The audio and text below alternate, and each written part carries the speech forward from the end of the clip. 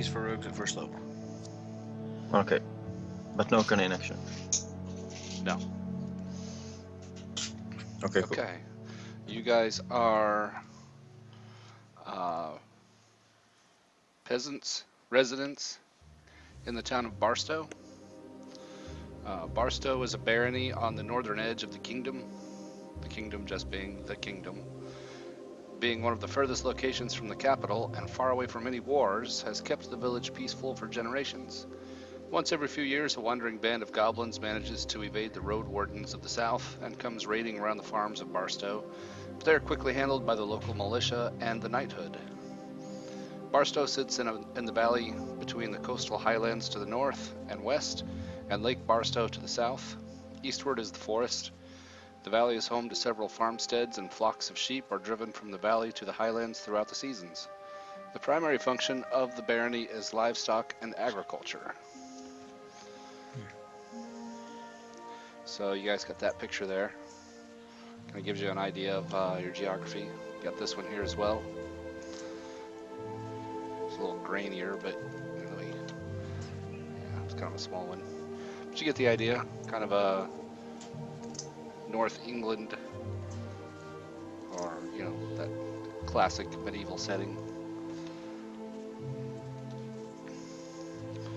And now I'm going to move you over to the town of Barstow itself.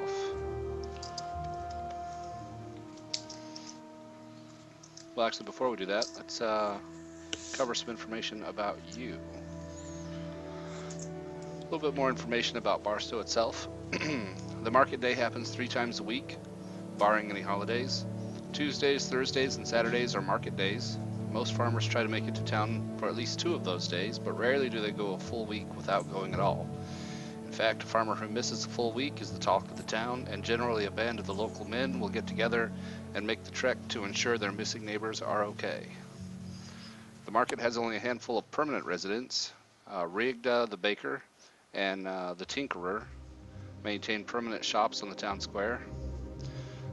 On Saturdays, the local scrivener comes down from the keep to handle any official documents, marriages, divorces, and the buying and selling of licensed livestock. Livestock is the primary draw of market day, as local farmers bring their prized pig, sheep, or cow to show them, sell them, or rent them out for husbandry. There's even a small arena where herding dogs can show off their talents. Horses are rare, with only a handful of successful farmers being able to afford a mule to pull their plows. Surrounding Barstow in the north and the south are the Highlands. These wind-swept cliffs scrape the bottoms of the rain clouds that constantly blow in from the sea. The northern and western edges of the cliffs drop 600 feet to the ocean and jagged rocks. The ground being considered too rocky for a plow, most farmers don't bother with the Highlands, but it is prime grazing pasturage for the local shepherds who frequent the heights. Your baron is Tharls Pearson, a baron of little renown, answering to the Duke only when the taxes come up short. Given that your barony, the place you guys live in, is considered small and backwoods, the taxes are really a pittance, and if they did come up short, probably nobody would notice. Baron Tharls is a good baron by the estimation of the peasants of Barstow. He keeps to himself at his modest keep, never raises the taxes, keeps the roads in passable repair, and has sent his knights to handle any mischief from local goblins or brigands. It should be noted, however, that the bandit only has 1 knight, who leads a band of 10 armsmen, who are also the keep's garrison and the town guard. They can also levy local militia from the townspeople if need arises, although need has not arisen in you guys' lifetime. Baron Tharls and his wife lead a quiet life governing the sleepy town of Barstow. On the edge of the kingdom, his wife Edith died giving birth to his only son Franson 18 years ago. The keep itself can only be called a keep or a castle in the loosest of terms. It sits on a hill overlooking the town, protected by a crude palisade wall. The entire town as well is surrounded by this wall. The keep itself is a rude flagstone and mortar construction. The west wall remains open with scaffolding. The Baron's wife, Edith, had been constructing a new wing prior to her death. The Baron, in his grief, could neither finish the work nor tear it down. None of you has actually been in the keep, as peasants are not allowed in except during times of emergency, which also have never happened in your lifetimes. So gives you guys a little bit of information. There is a tavern, the Barstow Inn and Tavern, where the local hangout basically. Right next door is the Golden Acorn. It's a small temple dedicated to Shantea, this being an agricultural community. The old priest died several years back and has been taken over by Brother Narder.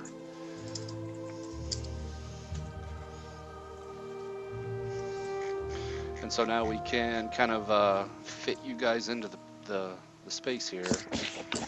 Got enough information to kind of work off of. Like I was saying, you guys will fit right in here. Here is Barstow. Now, you guys, like I said, are a bit of oddities. Halflings are not uncommon, so Pick, not so much an oddity. There is a clan of dwarves that are locals, not a big clan, probably just the one family, and most of their work being dwarves is probably making nails and horseshoes, just minor blacksmithing stuff, and they probably maintain a barely successful mine. So Gomdrid, that's probably where you're from. And given your background, you would know Sir Waltham. He is the knight, the one knight in the realm. Sir Waltham is an aged veteran with a great deal of what could be called table muscle. He wears a long white mustache in the style of the knighthood, but lets his long white hair flow freely. His nose and cheeks are rosy, belying his love of good or bad ale. He enjoys his dinners hot and is reluctant to ride further than a day's journey from the keep. Sir Waltham is Baron Tharl's uncle on his father's side and was sworn to the role of house protector during his brother's reign. Despite his girth and good nature, Sir Waltham is an accomplished warrior, fighting to protect the kingdom in his youth. He has a horse, Gylex. Gylex is just as old as he is, but when prompted can still thunder down a ragtag bunch of brigands. He also has a dog, Major Bites. Major Bites. That's right. Huh. The big mastiff. And the reason I bring up Sir Waltham is that on... Where did I write this? Sir Waltham carries out training exercises every Sunday for any of the local men who want to keep their skills sharp. Those who attend are the first called upon when the militia is required and are paid extra on those occasions. So, Gomdrid, you could either be one of the armsmen under arms, as it's called, being employed as a town guard, or you can just be a volunteer as need arises. Usually the work is like when fire breaks out, you'd be on a bucket line, that kind of thing, but that is up to you. Who wouldn't be a regular? Part of the. Yeah. An armsman? Yes. Okay. I lost the word. The armsmen are a good lot, if sometimes loutish, but being stationed in a small barony does not breed much in the way of corruption. So, it's you and 9 other guys. There could be another dwarf or two, probably just one other dwarf, a couple halflings and the rest human. We'll save the oddity for last. Stay near. Elves are an odd sight in this part of the world. We'll save you for last. Is it Pick or Pike? It's Pick. Pick. Okay, so Pick, you would be probably one of the local, a member of a local halfling farm family. That's right. Yes, farm family. That's right. Okay. How do you spend your days? Oh, lazing about, watching, passing travelers, seeing if they drop any loose coinage or such. And when he's not looking for things to steal, he's in the tavern, seeing if a good fight breaks out. Okay.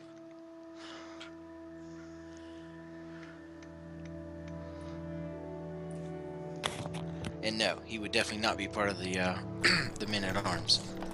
No. No, and I take it back. There's probably only a single halfling, and he is. Gomdrid, you and the other guys kind of see him as more of a mascot than someone to be taken seriously. Okay, so Daenier, you would be the oddity. What do you do in town? What family do you come from? He's my uncle on my mom's side. Is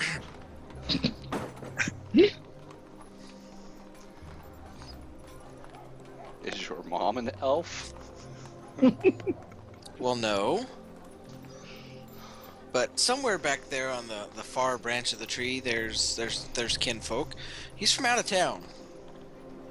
I should think so. What, you don't believe me? Exactly.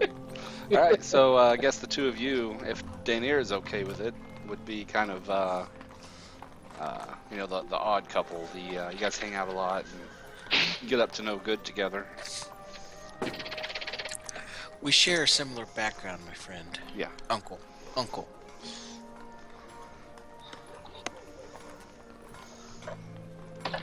I think we lost Rizit. That's why. Let me try and get him back. Oh. Bummer. He's on his phone. He always has a pretty bad connection on there. Yeah.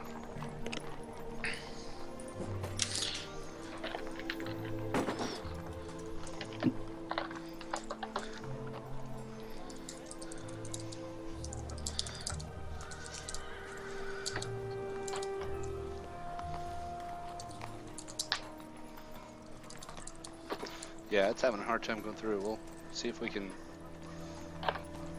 get him sorted out. Hello? Hello. Oh, well, that was cut out. I was Yeah. saying,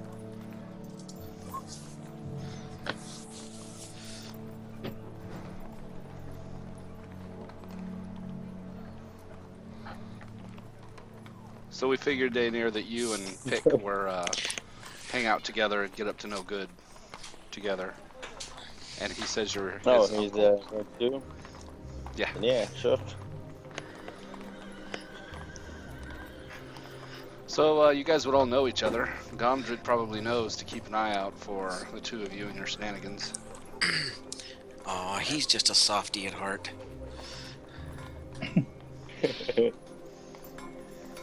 As soft as my Warhammer. Warhammer? What Warhammer?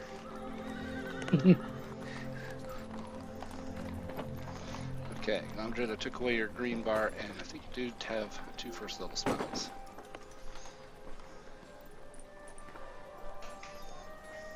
I thought I got the inspiration at first level. You might. I thought it was second, but Second level that you get your cleric feature. Your You get divine. Yeah, that's the Divine Divinity. I do get, yeah, the Bolts of Inspiration are first level. it is first level. Sure is. Yep. I thought that was a second level thing. All right.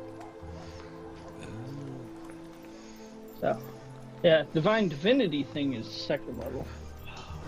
Whatever it is. I knew war clerics got an extra attack somewhere. I just Yeah. couldn't find it when I was looking for it the other day. Oh yeah, I used it on mine. Yep, bonus action. I was thinking it was a higher level ability. No, you get that right away. You hit and you hit some more.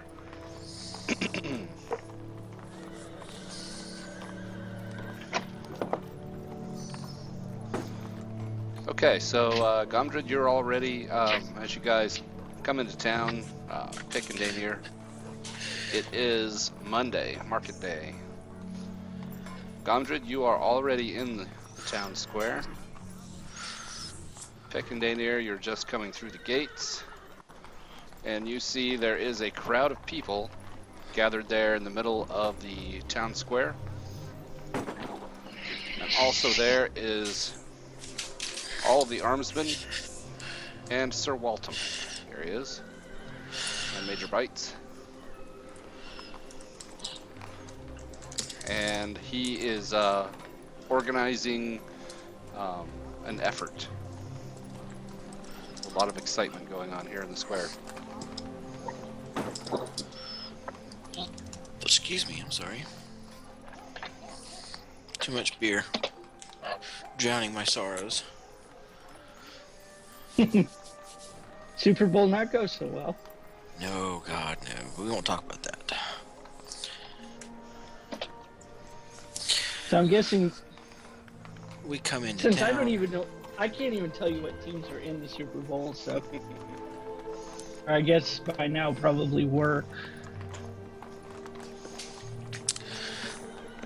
So we come into town and we see a big crowd. Looks like something we need to go check out, my friend. Make my way over towards Sure the do. crowd. Keeping an eye out for any dropped coin purses. Okay. Make a perception check. No. It being, even though it's market day, everybody's not spending and don't have their coin purses out and about. They are concerned with what's going on with this gathering. You and Danny are find out pretty quick, and of course Gomdred is already there, formed up with the other 10 armsmen, and Sir Waltham is barking orders and forming people into groups and sending them out of town. You guys find out pretty quick there's a handbill being passed around. Here it is. I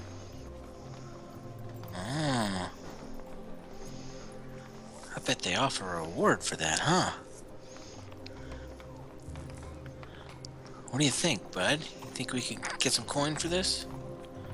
Sure, but between the two of us, we can find a little surely lost try. girl. Yeah, let's go volunteer. As you guys push your way forward through the crowd,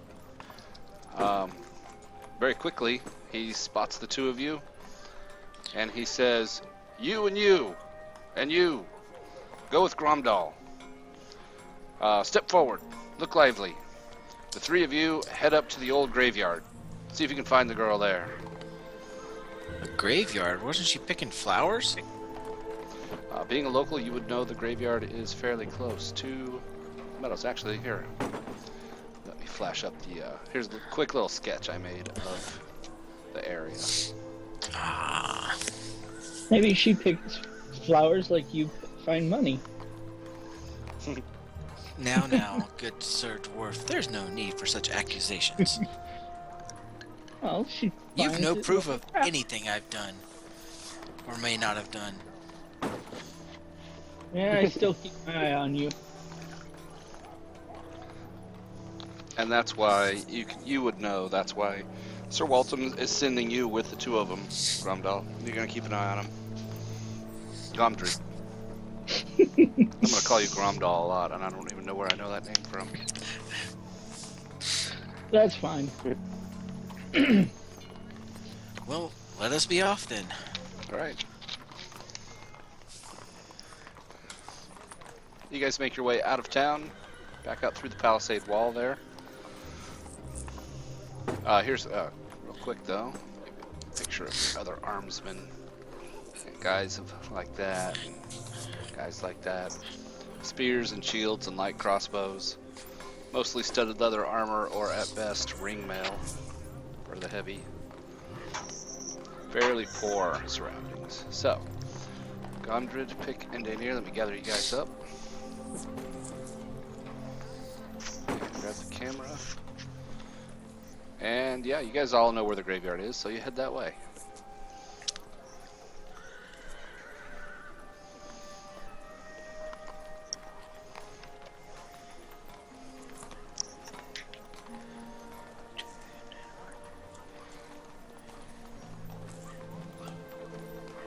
There are multiples of you here. I've tried to fit a lot of pictures into the same little area here. A second, let me change these ambience around a little bit. It's pretty breezy up here. You're up in the Highlands. And let me roll for weather as well. This makes it fun.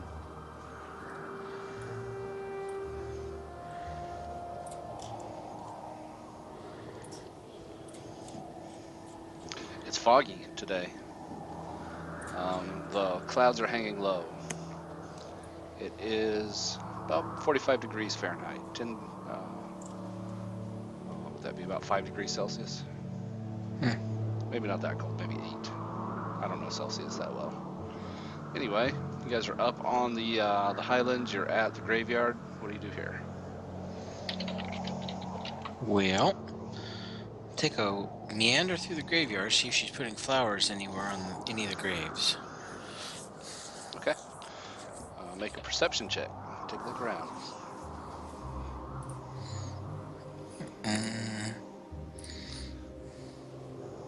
Okay. You guys can all roll that if you're looking around, or you can just let Pick do the work.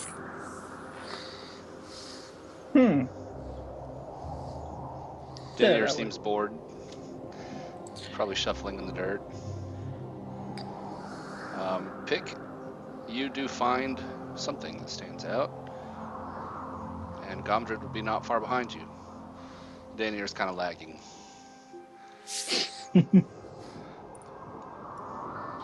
guys come across a disturbed grave site. You can tell that recent rains have, well, this is a recently dug up grave, and the recent rains have pushed some refuse down into the mud. And as you can tell by the headstone, here lies Joseph Brotsby. When did he die? Recently? He died. Make your, I can see a charisma to see what you've heard, or an intelligence for history. Either one. Alright, eeny, meeny, miny. Charisma.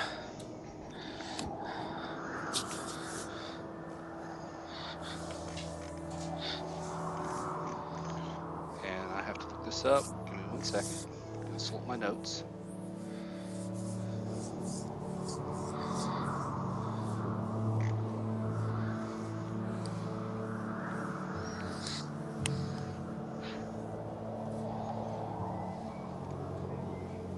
Okay. And there's your charisma. All right, this is one that Danier's actually heard. Well, both of you know, actually. That's pretty easy DC. You guys are locals, and you know that it was a pretty big deal that when Joseph Brotsby died, you knew him, at least by name. Joseph Brotsby was big and dumb and a little slow, but he was friendly and helpful, and his size made him a huge asset to the neighboring farmers. For the past few years, he worked as a laborer and helped his mom out financially. His mom is Witha Brotsby, and she is a widow. He died earlier this month in a horse riding accident. Joseph was never cautious, and one day while racing another of the local boys on horseback, he took a tree branch square in the temple. He was dead before he hit the ground. Brains splattered in several feet in all directions. Horses are dangerous creatures. Don't. Sounds more like trees are dangerous. Yeah, I guess, if you're not careful about them. Alright, so there's refuse, and the grave was dug up, so it's like it's spread around the outside. Yeah, there's a pile of dirt next to the grave site, and it's kind of flowed back into the grave. But So, you know, there's been recent rains. Which explains that. Does it look like that it was dug out by tool or by hand or like something coming out from within? Investigate. Hard to say, with the recent rains has washed away some evidence as far as what you can tell. No sign of the girl being near here? You can make survival if you're wanting to look for tracks. Sure. There are muddy footprints, yes. Small? Big? There are muddy footprints that approach. There are 2 sets, one light, one very heavy. Actually, give Give me a second. Let me consult my notes before I say the wrong thing.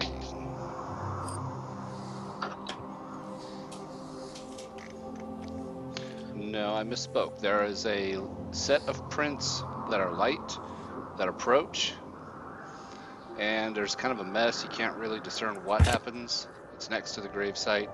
And then light footprints going away with heavy footprints along with them. And it seems like those heavy footprints are of a shuffling nature, like the feet are being dragged. Not unwilling, but like someone walking with, if they were really tired. Or like shambling. Sure. Guys, do you see this?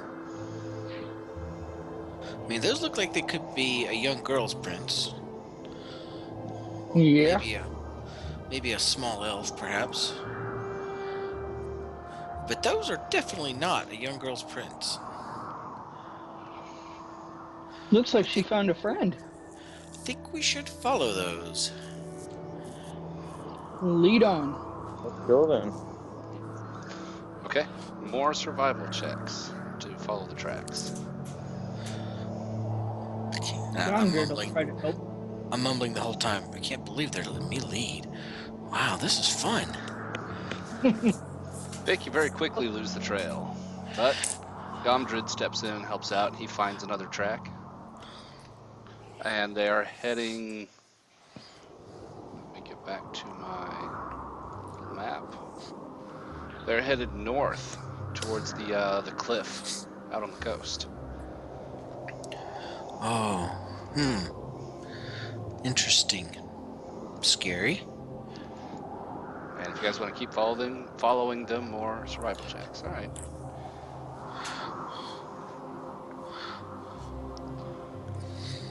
Wow. Very easy to follow. Pick and Gomdrid both crit, so that's good. Very easy to follow tracks. Now that you're out of any kind of tree cover and you're up more towards the Highlands here. This picture, if you were looking more, up here when you're getting out of the tree line more. Mm-hmm. And so they're very easy to follow, and they lead up to, doesn't take long, you see an old hut up on top of the, just at the edge of the cliff. And I need a history check from each of you. That'd be intelligence. That's intelligence. Yeah, I'm not so good at intelligence. Yeah. And, yep. I see Danier just kind of lagging behind, picking flowers or something. He's not doing very good on any of his checks.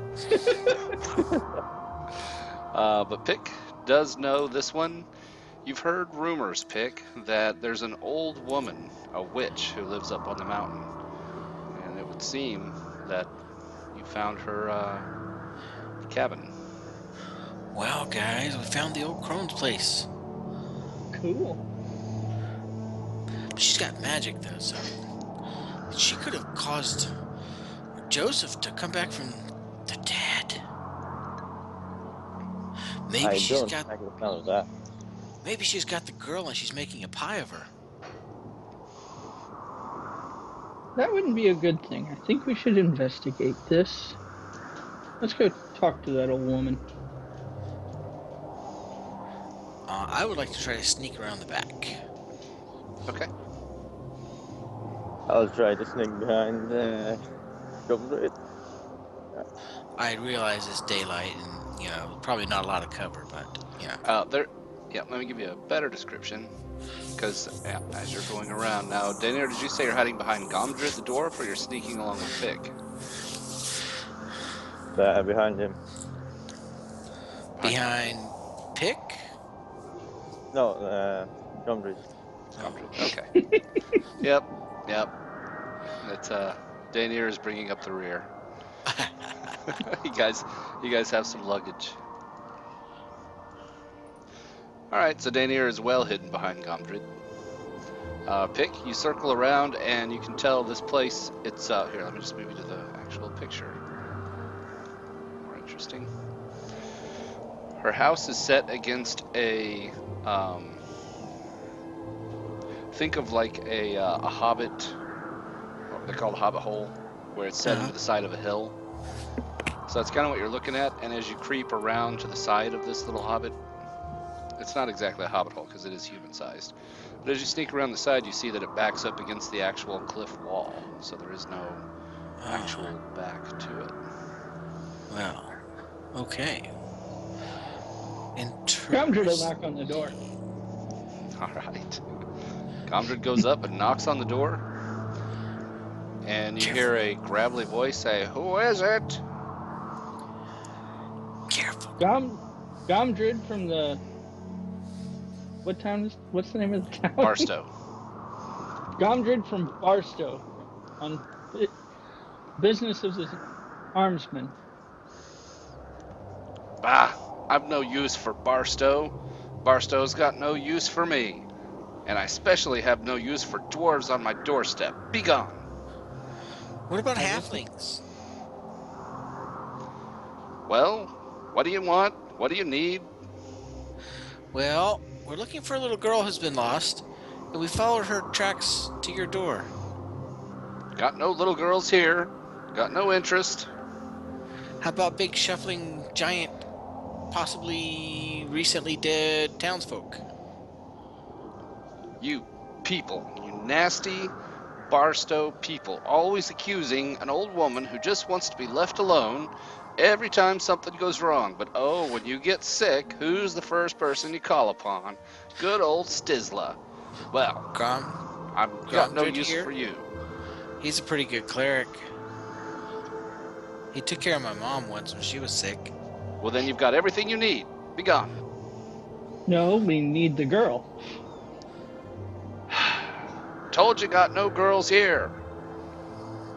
Well, technically you do because you're an old girl, so you're lying to us. Open the door, woman. We're here on town business. Said before, say it again. Town's got no use for me. I got no use for it. Don't care about your business. Take it elsewhere. We have a pretty elf here if you want to talk to him. You see the slider on the door slide open, and a couple of old eyes glance out and look at Daniel up and down. Well, Hi there. perhaps you'd be willing What's a lady to... like you doing in a place like this? She bats her eyes a little, and she says, well, I guess that'll be okay. You can come in. The other two surly ones can stay out. Sorry, can't come in unless we conduct our business first.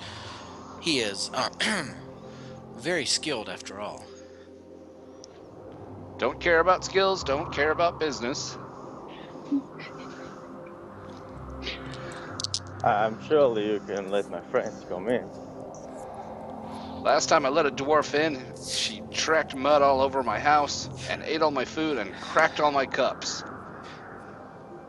That sounds familiar. Well, I brought my own food, and I won't promise not to crack your cups, and I'll do my best to not track mud in. You guys can make persuasion checks. Oh, you know you want to let us in.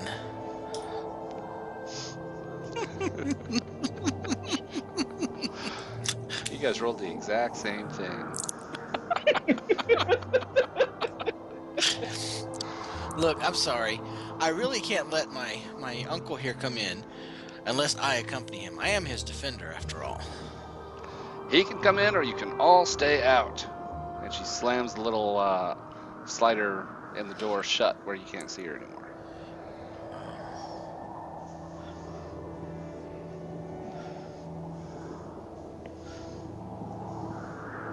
I'm back. Well, you're going to have to go in on your own because we failed. You failed to go in? What? They made She doesn't persuasion like checks. dwarves. And I've been kind of too pushy, I think. Can I try persuasion check? She wants you to come in. You're already She has a allowed to thing come for elves. Yeah, I mean, for you guys to come in. Company me. in. You can try. 2 out of 3 have already failed. Nope. Go on in. I'm sure there'll be nothing wrong. Scream like a girl if anything happens. Scream like yourself, you mean? Hey, Oh, sorry, Unc. well, I guess I come in. Okay. Are there any windows or anything? Um, No, not from the Nope. picture, obviously. no. Pretty secure little hideout here. I'm gonna move you guys so you can all see, but Gondrin and Pick, you are outside. Can I try to insert a dagger when she closes the door to try to keep it from latching?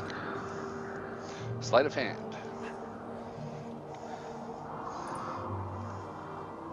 Yeah.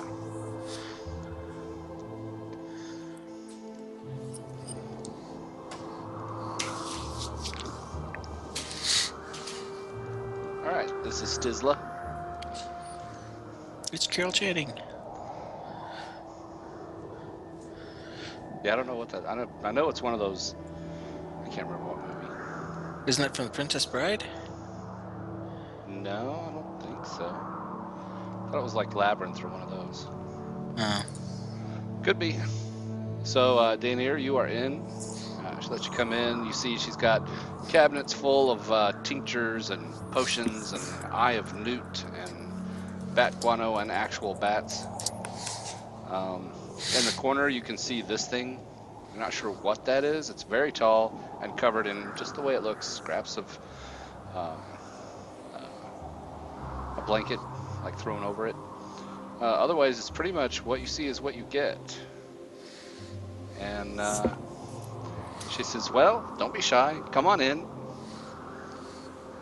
Have a seat. Would you like some tea?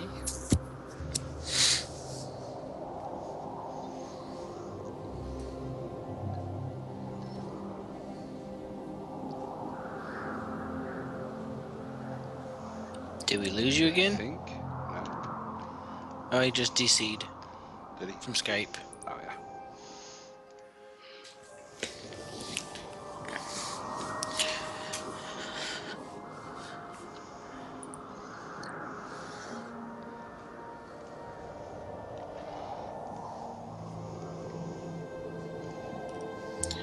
Inconceivable. I do don't not think think that the word word means means what you think it what you think it means. Oh, somebody's I don't know sending me what's text wrong. messages. So she says to you, Daenerys, come in, have a seat. Would you like some tea? Sure, of course. All right. She makes you some tea, sets it in front of you, and as she does, she kind of bumps into you, and you hear a snip sound as she walks past. I look if she took something. Yes, she snagged a locket of your hair with scissors.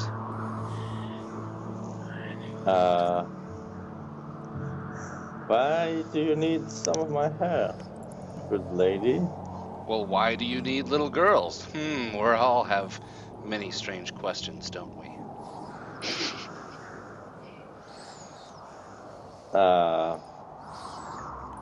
So you do know the little girl? Your little friend mentioned looking for a little girl.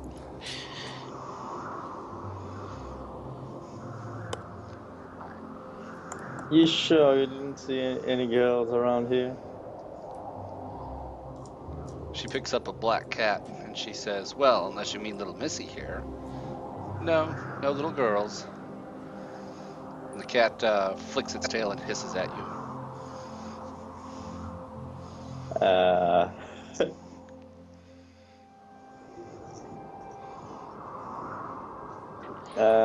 What are you going to do with my hair?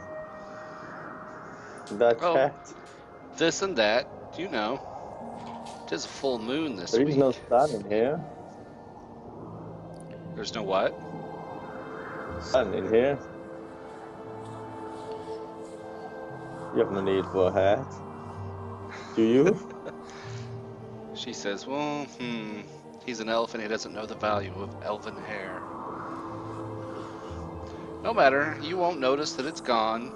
Now then, if you've drank your tea, then be off with you.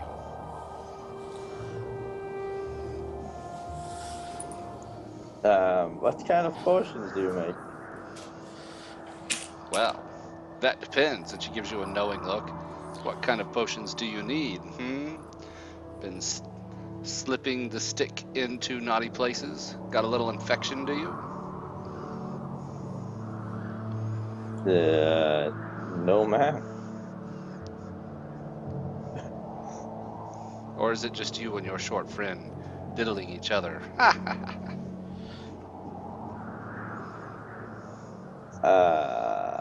I find that rude. Well, you come into my house and call me rude? Begone. I've no further use for you. I guess I'll head off and won't completely close the door if it was. You don't completely close the door? Yeah, I mean, All right. close it, not till it clicks. Sure. She does follow you to the door, and as you just kind of swing it to, you hear her slam it shut, and thunk sets the bolt. I was gonna try to keep it from setting. Okay, try it again. Sleight of hand. Okay, the door goes to slam and catches your blade in the doorway. And she pulls the door out a little bit and slams it again. You're awfully rude, old woman. I heard that you make great potions. I'm gonna tell people that you don't, and you smell bad. Good, then maybe they'll leave me alone.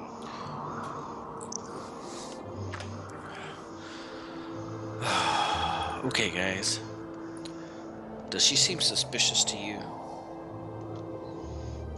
Does she seem not suspicious to you? We gotta get in there somehow. Is there a cage in front of our house? There Where's is. that thing on the right? Yep, there's a little cage. It's currently empty and the door is open.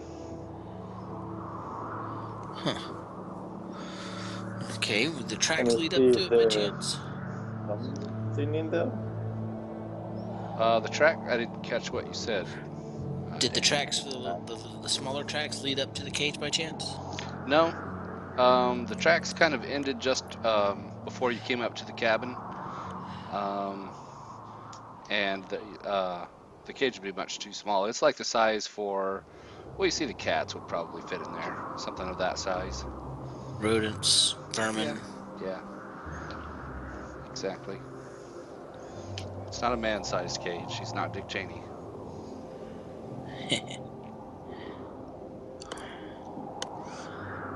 Well, brave Gromdred, Yeah, do you have any ideas here? Night?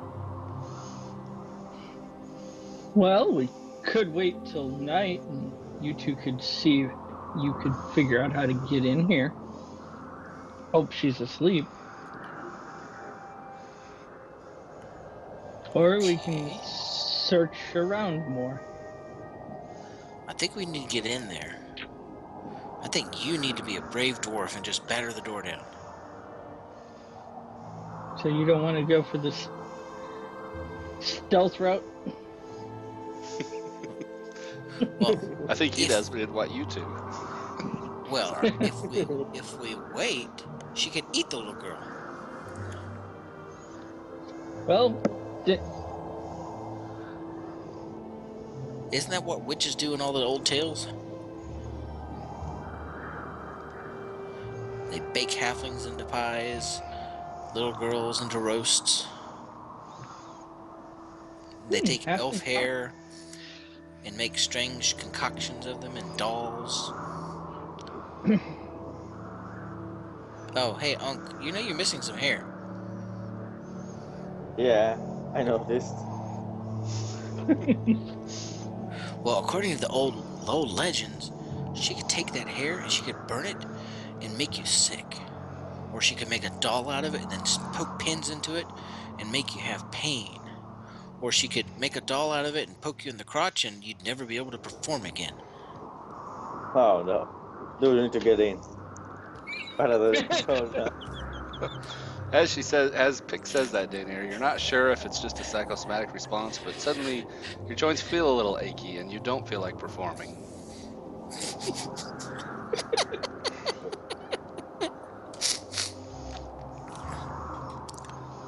Hurry up, will you? Go on, Gromdred. Break it Okay. down. You can do it.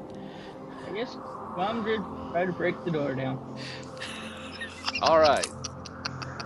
Describe to me how you want to approach this. Is it hammer or main strength?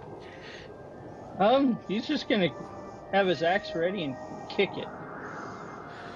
Okay. Athletics check. All right. Thunk! The door jam shatters, breaks open, and behind you guys you hear a and this cat here very rapidly grows in size. Oi. Oi. That's not fair, Governor. And leaps at you. It's now a jaguar. Okay, good, because I thought it looked like a displacer beast. No. Thankfully, no. Roll initiative, Daener. Oh, sorry. I didn't Sorry. see it. Yeah, I figured you're on your phone. All right. You guys are a little bit faster. Pick, what do you do? It's Kitty screeches. Ah, I see the kitty screeches. I will turn to the kitty and charge with my spear, leading the way. And then I will poke it if I can get within range. Yeah, you're With my already shield. in range. Yeah. Ah, okay, great. Well, then I poke it. All right. And then I will use the momentum of the thrust, and then I will kick up and try to kick it in the jaw. All right. It hisses in pain. Draws into a battle-ready crouch, tail twitching. Gomdred, you've got a moment to act. If I didn't have to move to get to it, then I'm going to dodge between its legs and try to get under its tail, behind it, and distract it. Okay. Yep, you can move through its space. Go ahead. Well, Gomdred has his axe out. He'll take a swing at it. Oh, well, you're a stout halfling. You can't move through its space, but I think you could probably circle around it. You're not a light. No. That's a halfling trait. Ability to Oh. move through space. Stout halflings can conceal themselves when they're, hide when they're lightly concealed. Oh, you mean Lightfoot? Lightfoot, yeah. That's right. Okay. Yeah. I see it. You're right. I forgot about that. Halfling nimbleness. Yep. All right. Gomdred has the battle axe at the ready and drops it on Kitty.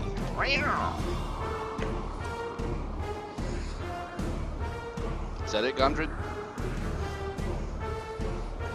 I'll go ahead and use the inspiration and hit it again. Hit again. Smack. That'll be it. All right. And let me check. How does this thing work?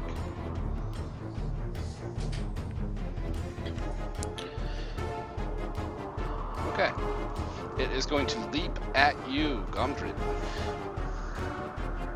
With the, I think it's has to hit with a claw and then it can bite. Yeah. It leaps on you and tries to bear you to the ground, Gomdred. Bounces off your shield.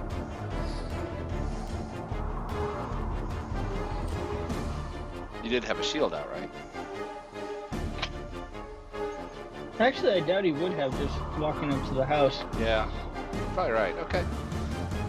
Kitty gets you, and you need to make a strength save. DC 13 to not get knocked prone. Yep. Easily hold your feet, no problem. And yep, can't bite you. Couldn't bury you to the ground, and so can't bite. That's it for Kitty. Daener. Alright.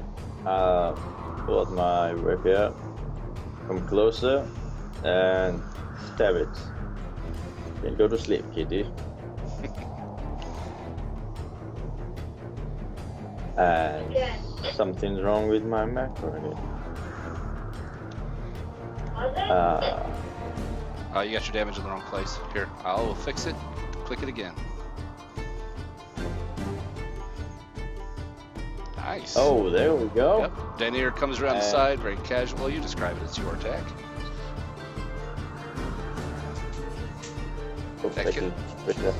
That kills Kitty. Oh, okay. Kitty, go to sleep. Alright, yeah, so he circles around, and while Kitty's distracted and bouncing off of Gomdrid's shield and armor, barrel chest, Pick distracting it from behind, Denier casually stabs it through the heart. And now you guys see why you keep Denier around. Mm-hmm. It's a critical. Good shot, Unc. I knew there was a reason we had him. The witch has magic. We need to be on our guard.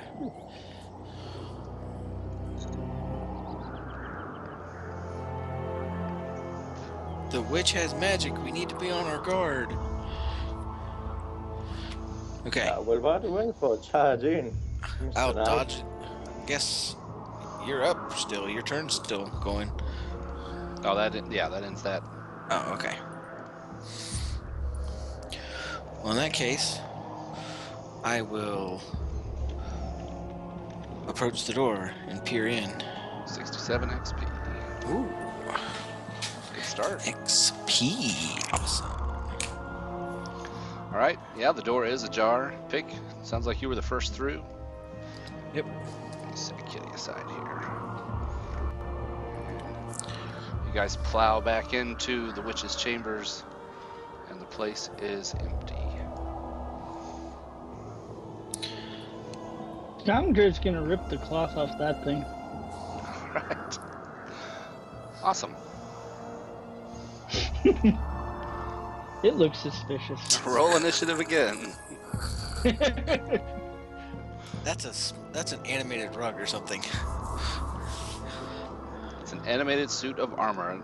Suit of armor is underneath that, and it immediately animates and begins clanking and clattering to the attack. Oy vey. Man, we suck at initiative this time. And they call halflings troublesome. Look at what dwarves do. That's fumble for me. Come on, roll initiative. Something wrong with my initiative. Oh, there it goes. It's roll 20. Okay. This is gonna hurt. Okay, it was. I know what 15. Gomdrid should have done before we came inside.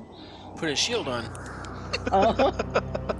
You should have put your shield on. Yep. Well, as soon as he rips the covering off of that, actually. Good news. Well, yeah, it's funny. I was gonna say it's funny. Pick should mention because it actually was a rug of smothering. Great. So it immediately leaps to life Oh, shit. and could not cover. Well, yeah, I would say no advantage on that probably. I'll roll a stealth just to see if it's something amazing. Nah. What's your passive perception? Probably. 12. Yeah, that's good enough. You were ready for battle, so no surprise, so no hit. Oh, that's So you see the cover animate and try to wrap up Gomdrid, fails to do so. And then the armor animates and starts pummeling poor Gomdrid. Kersmash! Bounces off of his chainmail armor. Kersmash! That one actually hits. Gomdrid survives it. Pick. Okay. Well, yeah. So we're in a little bit of trouble. I will charge the animated rug because the armor is very scary looking. And I will start to pummel it and stick it and stuff. There we go. So I will try to stick it with my spear. And then I will try to take the spear and smash it down into the ground as a martial arts attack. Alright. Yeah, your spear impales it, and you find that it's like holding a blanket on the end of your spear. It's kind of hard to smash it into the ground when it's on your spear, making it quite heavy. It was more for looks, you know, for Sure. Well, I'm just saying it didn't hit. flair, yeah. That will be my actions. Alright. Gomdred. Gomdred is going to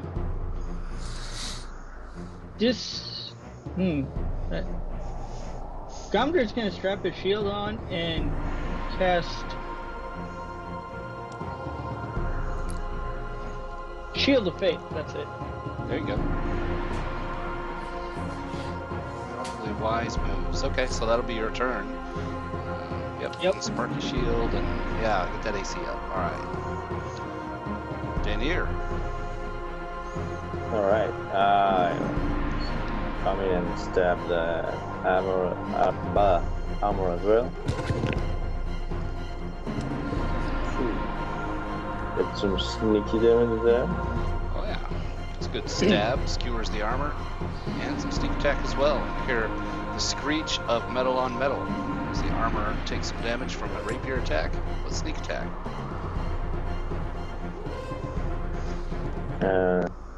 Yeah, I would have used my dagger, but I don't have a macro for it.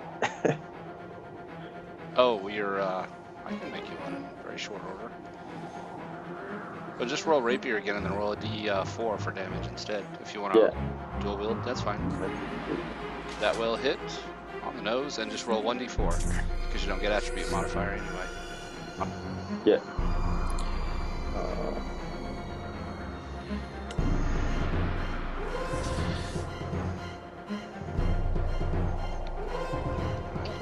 Stabbed it with a knife as well.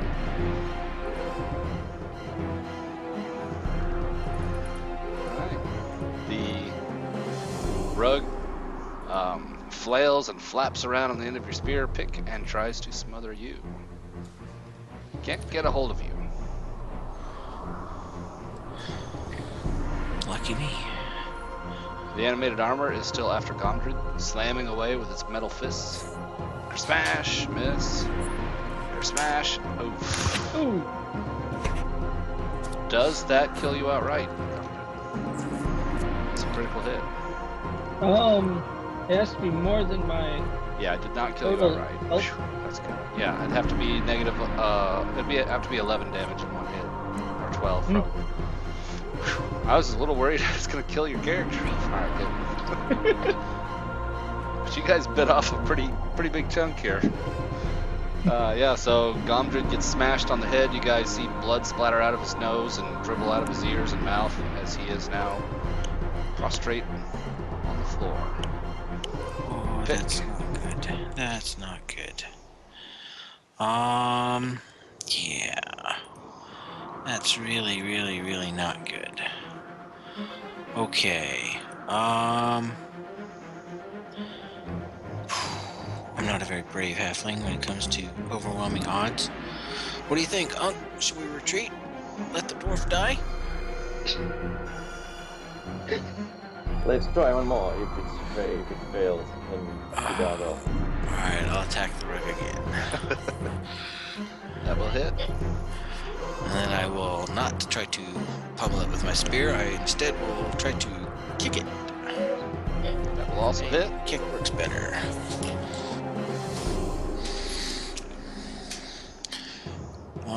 Yeah. I'll just hold my ground and hope it misses me. Gomdred. Oh, death save.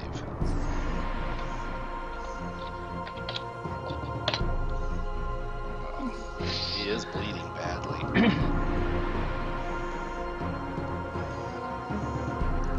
Danier. Can I see which of them looks more destroyed? Yeah, roll a medicine check. I don't think it'd be medicine. It'd be like Yeah, intelligence for. I agree with you. Not nature. It'd be like an engineering. So let's say history if you have proficiency. Just intelligence. Not I try to apply a skill if there is one. It's not really one. Yeah, really hard to say, Danier. Being inanimate creatures. Object. Armor working might help. Animate creatures. They aren't inanimate, but yeah, they're objects. Hard to say. Well, let's try to stab the frog.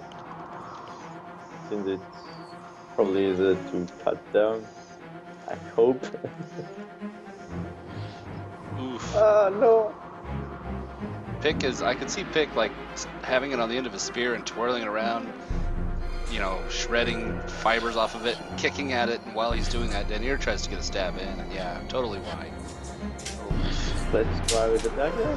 Overextended, so it was good damage. Oh, good. Sink a knife into the rug. And as you rip the rug free, go ahead and do your sneak attack there. Oh, let's do sneak attack. Yep. And Nice. Ooh. That's all you needed. Yep. I'm gonna say all you need is one. So you sink the knife in, and as Pick is pulling back, you just have to hold your knife there, and it rips the rug in half. Way to go, Hunk. And it finally just flops to the floor. Right. Armor doesn't care now who it attacks. Pick is on the left, so he's won. I duck. Yeah. It clanks and clatters as it turns towards you. Good God. Oof. You survive it. This animated armor is a crit fiend. Crit machine. Crit machine. Hey, that's even better. And it Son of a smashes bitch, that Pick drops me. into the floor. We should have run, Uncle. Ugh. Pick death save. Okay. oh boy. I'll get your Oh, tokens boy. if you want to roll that. Oof. I already got him. Thanks. Right. And of course that one. Gomdred Shit. death save. Right direction. You can add that. It's the wing. Danier. Well, since I'm in melee range, I just stab it. Like, no! Ooh. Ah, no! No! I wish you had advantage. I wish I did too. The dagger? Oh, nice. Oh, wow, but that damage though. Roll it 1d4, yeah. Offhand, unfortunately. But he gets at his. Doesn't count as his allies count? No, we're down. So we don't count. Gets stat as what? As allies for sneak attack. Yeah, no. Oh, but you got max damage, so that's good. Sink your knife into it. Alright, Danier, it's a duel. Creaks and clatters. Slam. You parry that one. Yeah. Quick on your feet. And again, slam. Danier's fine. Pick death save. Wow. I'm gonna die. Oh crap. Gomdred death save. Oh boy. Okay, good. Danier. Just break down. Good hit. You've been rolling Oh, hot sweet. on this character. Nice. Come on. Dagger. There you go. Yep, D4. Wonderful. Now you guys see why you have Danier hang out with you. He's kind of lazy and lackadaisical throughout the day, but when the adrenaline gets going, nice. You just need to roll a 2. Finally slam your knife into the helm, Yes. knock it off the top. The entire armor shudders for a moment and then clatters to the floor and lies still. I rush to try and stabilize them. Who first? Get pick. I probably don't know. Let's do medicine, I guess. Sure. Who looks closer to death? Yeah. Pick definitely looks closer to death. Yeah, rush to him. Alright. Medicine check. Another medicine check. Oh boy. You're good? You stabilize Pick. Yeah. Whew. Gomdred, death save.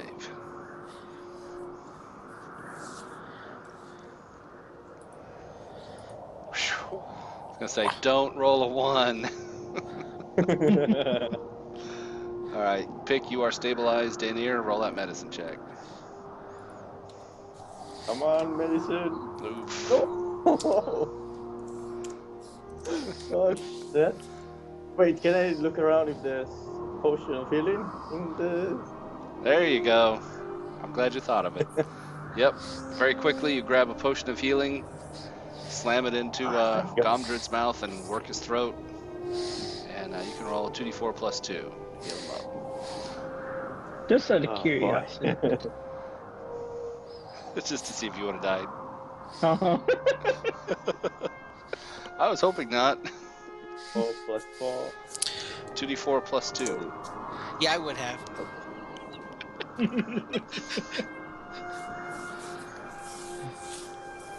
Alright, Gomdred, 7 hit points. Nice. Oh boy.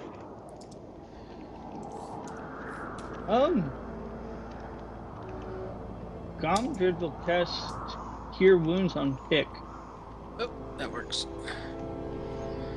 There it is. You I gained guess 3. That is 3 more than I had. Oh. Did we win? Oh, we survived. Oh, no more magic, please. Oh, that hurt. That hurt so bad. Hey, Gomdred, how about you don't just grab any more stuff and just, like, you know, that was bad. Yeah, I can't argue with that one. How did you defeat that thing, Uncle? With skill, my friend. With skills. So you got really lucky then, I take it. You like that. What's the 216? I'm sure glad. Our total XP is 284. Yep. 16 XP, Oh, and you that's guys will be short. level 2. Let's just Okay. destroy stuff to get XP for it. Okay, so carefully, I guess, we should probably start looking around for Look clues. around. Yeah. I try to look around more of the potion stuff, since it Okay. seems very useful. Yes. Okay. Gomdred will carefully search. Alright, I Gomdred. don't touch anything with my hands. Everything I touch with my spear. Poke.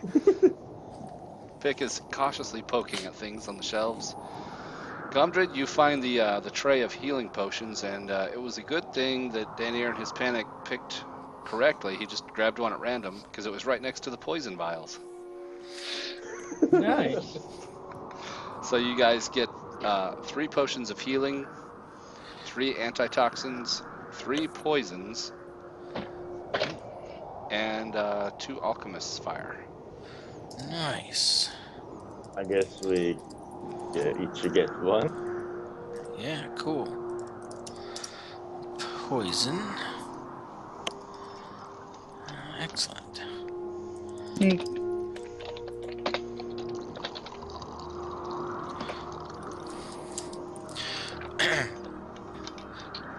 I'm going to try to grab the alchemist fire and see if anybody objects. I'll let you have them. I'll slip one into my pouch and leave the other one on the tray. There's want it alchemist fire macro in public macros. Yep. What were you saying, Dana? Asking if Danier wants the other one. Sure. Okay. So, we find any clues in here? You guys search the place, and otherwise, you don't find any. Go ahead and make your investigate checks. Okay. I feel lucky on this one. Again? Dainier, once again, I guess probably sits at the Oh table my and looks God. bored. That's his second fumble. Just doesn't care if he's not in a fight. True high elf, can't be bothered. Yeah. The other two of When you did- search the place, and you find her Oh, clothes. actually, You I find could cantrip. um, I forgot. you would find like wooden wands and rods, and what is it called, component pouches, things of that nature that I don't know that any of you would really find useful. Oh, we can sell it though. If you could find a buyer, and this is one of those things that you would know if you go into town and try and sell something like this, word is going to get out and people are going to talk. Well, yeah, in town. But if you hide it in the woods and you can sell it at another time, you never know when you might come across a traveling merchant. Very true. Well, and there are traveling merchants that come to town occasionally. There you go. Hey, you. I got something special for you. Look here. It's no powder. I will carefully stuff it all into a sack. Okay. You would have, say, one wooden wand. It's all gnarled, and one component pouch worth of, magic reagents. Got it. Alright, so let's do a search. See if she disappeared from here, so let's see if there's any secret concealed doors. I was including that as part of you guys' Oh, you were. Okay. investigate. Yep. You I guys, don't think I can even roll for that. yeah. Danier's bored. You guys look around and find nothing else of evidence-wise or interest. No animals So in here? girl is just poof. No live ones. Well, There are a the lot of cat bones killed in that outside. component pouch. Yeah. Kitty's dead. Boys, I think we may have made him an enemy today. So do we camp here, or do you want to go somewhere else to rest for a while? Do you wanna stay here? Might not be the best place to sit. Might not, I agree. Shall we go hang out in the graveyard? I'm sure there's nothing bad that could happen to us there. Are there any caves nearby that we know of that aren't? Well, while you guys are discussing this, I mean, you are locals. You would know that. I mean, you're just up the hill from town. You could go home. Yeah. But if we have no evidence, that probably would not be the wisest thing. Well, they send everybody in different directions, Oh. There is the tavern. You guys could check back in or something. Or you could just go home and sleep it off. I'm just saying, yeah, sleeping in the witch's cave or house, probably not wise choice. Wise choice, yeah. Well, we should probably go back to town and we should. Okay, Grom, here's what you need to do. You need to report that we were investigating the trail that we found in the graveyard, and we followed it up to the old witch's cabin. And when we got there, she sicked her familiar on us and almost killed us. And she disappeared some time during the fight while we were fighting her minions. Okay? Think you could sell that? Probably not. They don't trust Lying you, does do not come naturally to me. Lying? What? It's not a lie. I mean, she did stick her familiar on us, and then she slipped away while we were fighting her minions, the animated thingamabobs. I mean, there's no lies in there. Well, I will tell most of the truth anyway. All right, There's a fine. great funny loot, and you don't tell that to your friends? What kind of knighthood are you? I'm going to go to my favorite hiding place out in the woods, the old hollowed out stump, and hide the witch's component pouch and wand in there. Okay. I hate to be caught with the loot, you know? Evidence. So how illegal would poison be around town? Not illegal. Use it to kill the rats when they get into your grain. Haha. Yeah. Well, yeah, and it depends on, I guess, if you, or like how obvious it is that it's poison. It's just a vial, really. Okay. I take his vial and I mark an X on it. Skull and crossbones. Yeah. No, not skull and crossbones, just an X. And I'll lightly scratch mine so that I know which one not to drink by touch.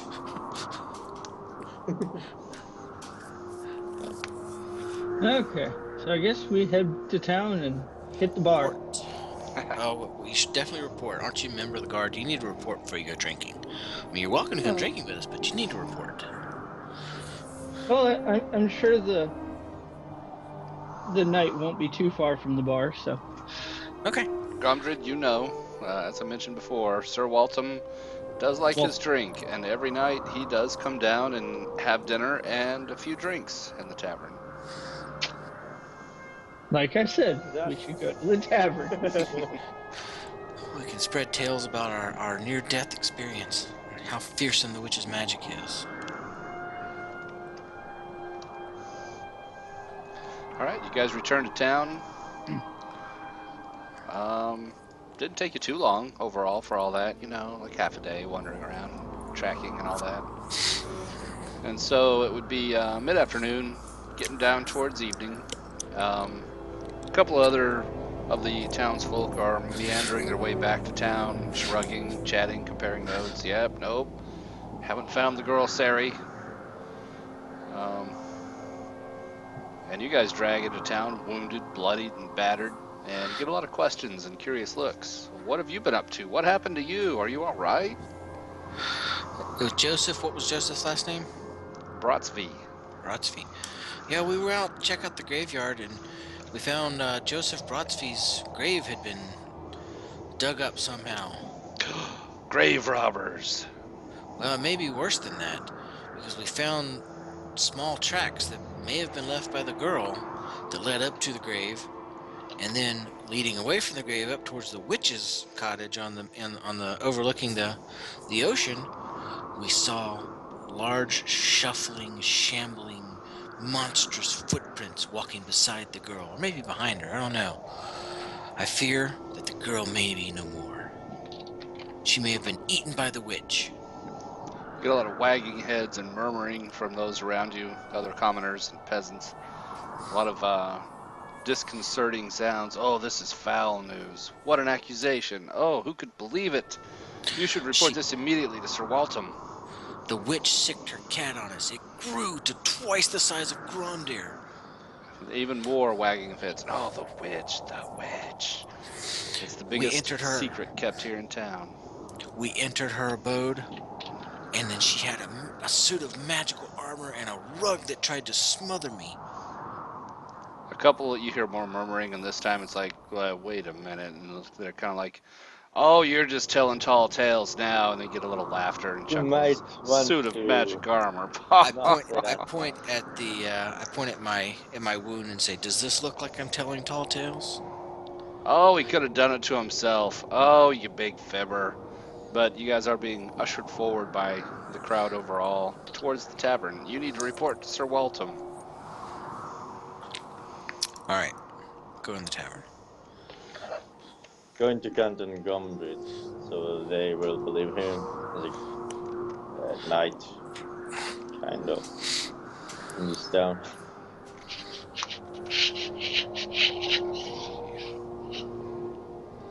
That. You guys are here. We change that. Alright. The tavern is packed tonight. Everybody's wondering what happened to Sari Warder. Large group of people. Sir Waltham is at his usual spot here in the back. He's got his a private table reserved for him, which you can see by the sign here on the wall. Reserved for knights only. And he and Major Bites are there, of course. There's Major Bites. Wagging his tail, thumps hard on the floor as he gets scraps from the table. There's his picture, by the way. Aw, so cute. Yep, he's even got that medallion there. Marks him as a knight. He is also knighted. That's so cute, man. Well, Gomdred will head on back that way and to report. I stop on the way there and get a tankard of ale. And a roll of some cheese and meat. Sure. Plenty of food and drink flowing. Try to sit like in a table close enough to hear what Gomdred is reporting. All right. No, I just follow right behind Gomdred with my food. Well, I don't. Yeah, well, Pick would have the pluck to do it, but Pick, you know, as everyone knows, you may approach the stairs, but you may not cross the threshold until Sir Waltham has given permission. That's okay. Off limits I'll sit to down. commoners. I'll sit down on the stairs and hold out some food for the dog. The dog growls at you. I'll toss it to him. He just keeps growling at you, but he does look somewhat hopefully towards Sir Waltham asking permission. And Daenerys, you can take a seat here with Ranson and Baragustus, who have also That looks taken like up Bill Murray. taken up positions nearby to hear the goings on. And of course, Malia, the barmaid, is always listening in. Oh yes, she does, baby.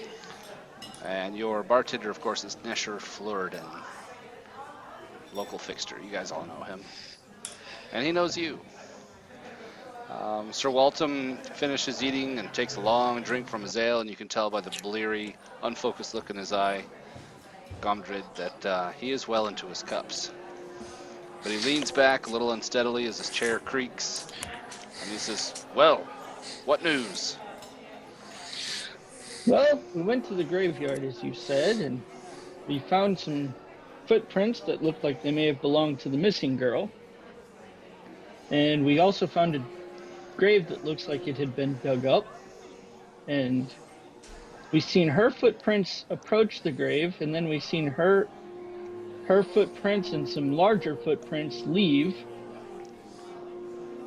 We followed them, and they led up to the old crone's hut up the hill, and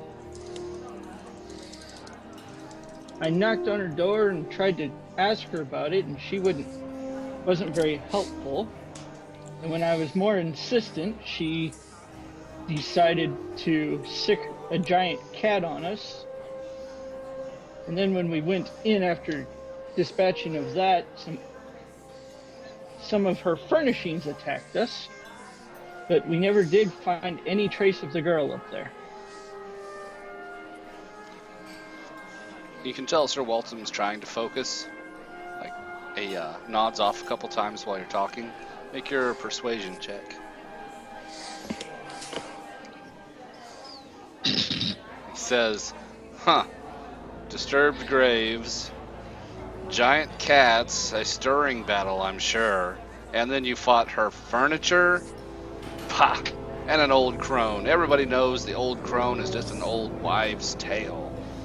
But, so you found no news of the girl? Sounds like no news at all. Very well. Thanks for your report, Gomdred. You are dismissed.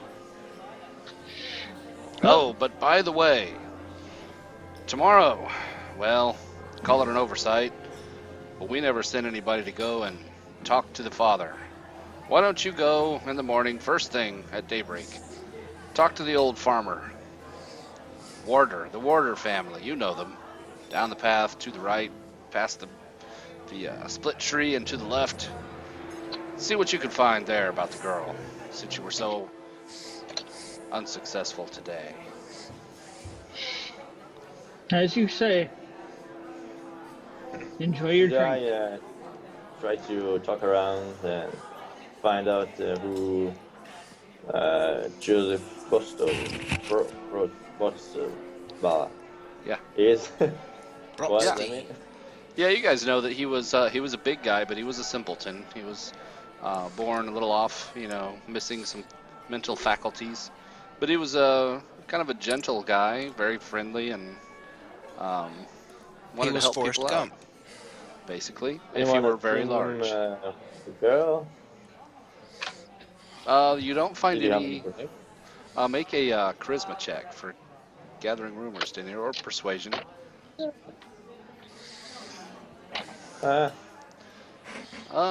Yeah, you don't find any rumors or evidence that Joseph had anything to do with Sari Warder. You do find out that Sari Warder was quite a looker, though. And you get kind of a chuckle of laughter when you suggest that there may have been something between Joseph and Sari.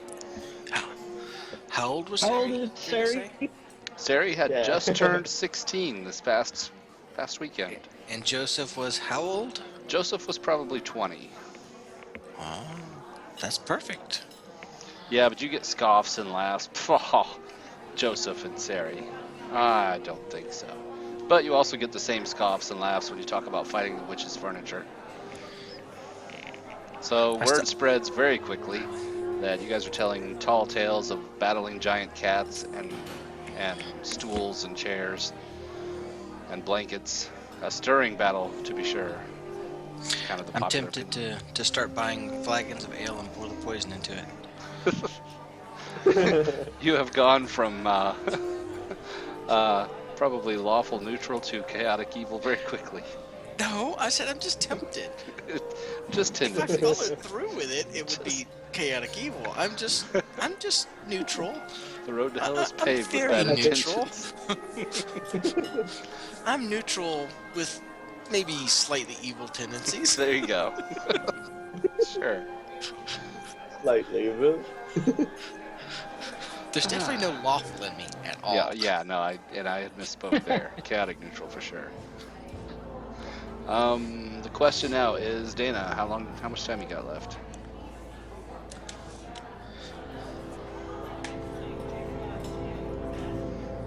I can go for another hour. An hour? Okay. Okay. I will take a quick AFK and we'll keep rolling for a little bit longer. Just let us know if we go past time for you. And I'll be right back. And you guys get a long rest. You guys can sleep it off. And meet back up in the morning. Be right back. Yay. I don't know about you guys, but that was painful. I agree. I roll like shit outside of combat. Well, at least you can hit shit. That's good. We need somebody who can. Yeah. Unfortunately, Ben rolls really well in combat. Oh God, does he ever? That last round, I was up.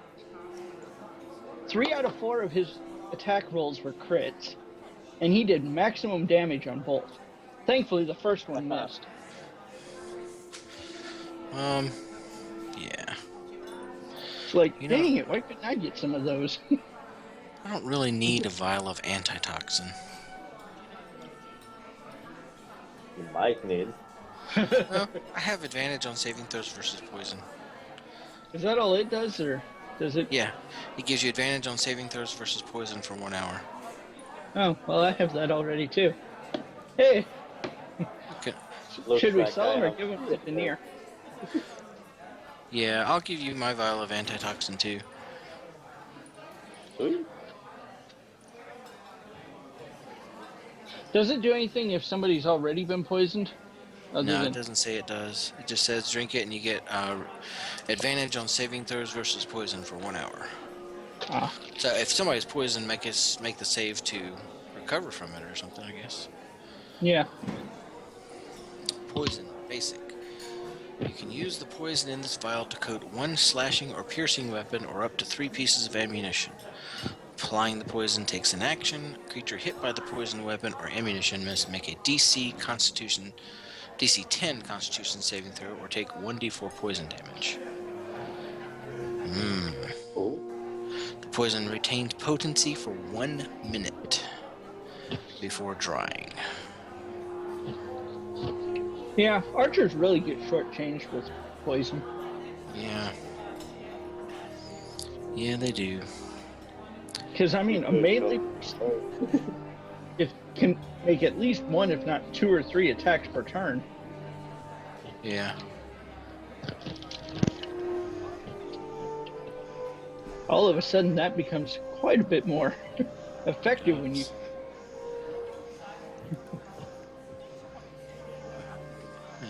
Pouch. Hey Ben, I'm gonna pick up a another pouch in town.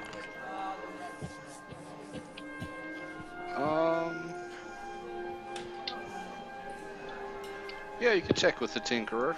He may have one the following morning. It's Yeah, no 'cause I longer need a a- market day. I need a pouch for my potions. Because my current 2 belt pouches are full of sling bullets. Alright, you guys each go to your respective homes. Gondred, there is no barracks, as it were. Everyone lives at home, so you go back to your clan dwelling.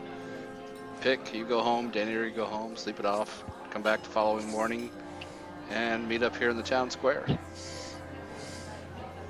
By the way, we both gave our our antitoxins to Danier. Okay. Because they give you advantage on saving throws, and we both already have that trait. Oh.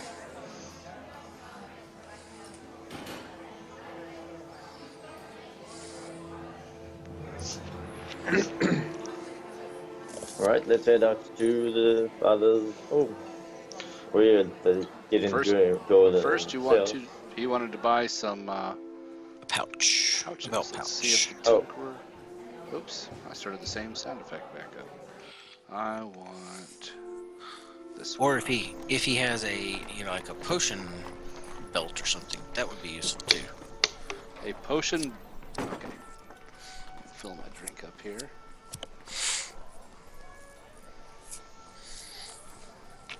What is the golden acorn? The golden acorn is the temple of Shantea, goddess of agriculture.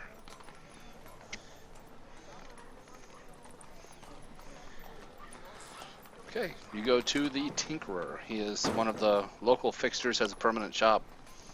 You know, he will mend skillets, he makes tongs, smaller blacksmith type work, but also leather work. He mends baskets, weaving. He's got a few services that he can provide, and yeah, he's got a shop that is stocked with odds and ends. Go ahead and pick. Cool. Which one is it? This one up here? Yeah. Yeah, this one up here. He's kind of in a back corner behind the church there. He's a gnome, so he doesn't have something directly on the square, but off to the side a little bit. Not being human. Hello. He looks up and lifts the magnifying. He's a little big. Lifts the magnifying glass assembly from off of his head as he's working on some jewel craft. He says, good day. G'day. My name's Pick, and I'm hoping you can help me out, good friend. Well, I hope so too. What can I do you for?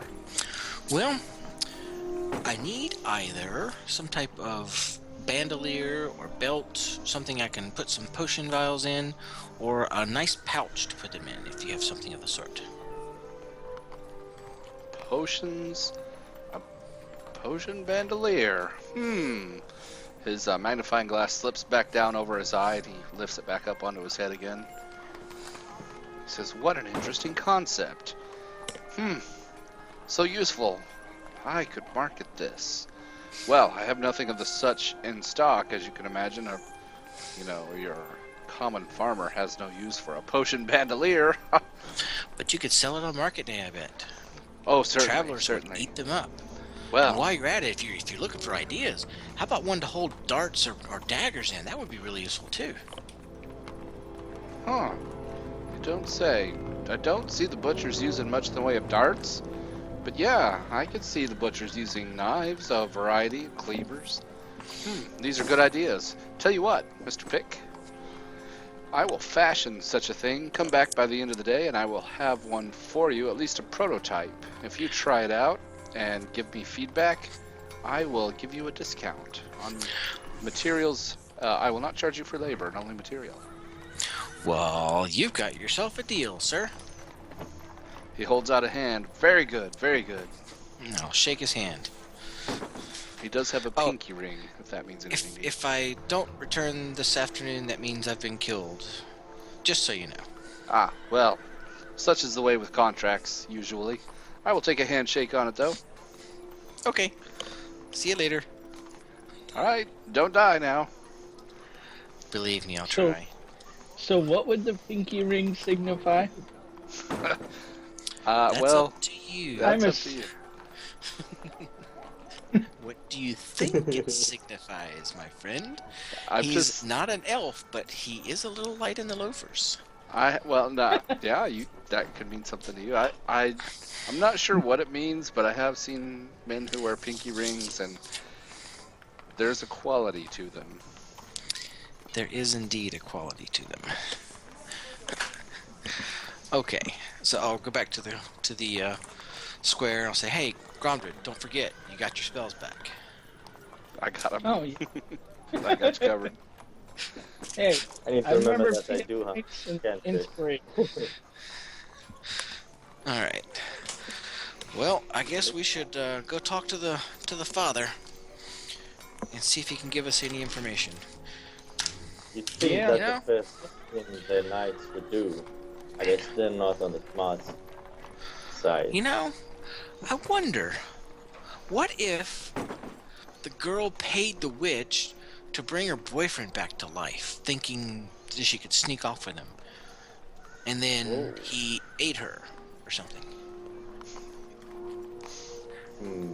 That turned south quickly. Well, Well, everybody knows Yeah. that anything raised from the dead starts eating flesh.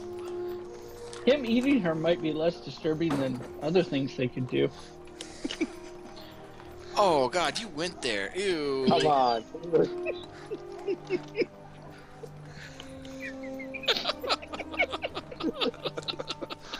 Oh my! You shouldn't laugh at that. That's terrible. You know, Oh, boy. I played the game one time. I don't know if you guys have ever heard of it. It's called SLA Industries.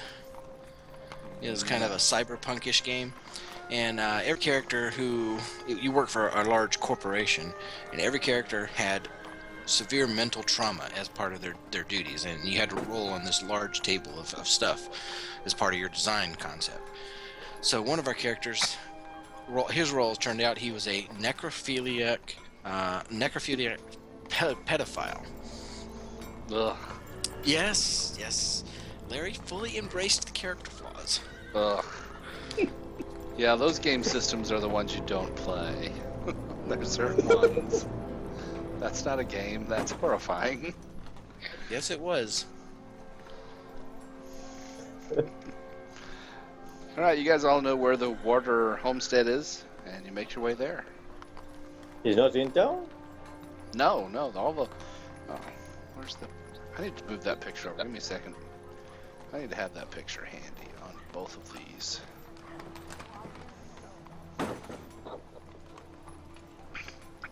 Perfect. I guess Okay. the guards were just lazy.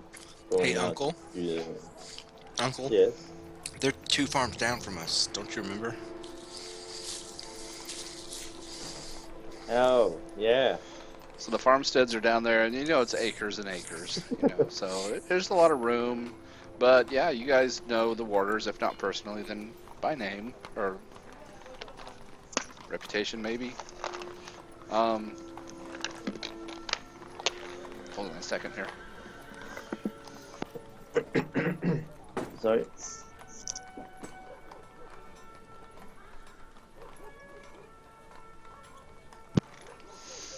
And so, yeah, and Daniel, your observations are somewhat astute.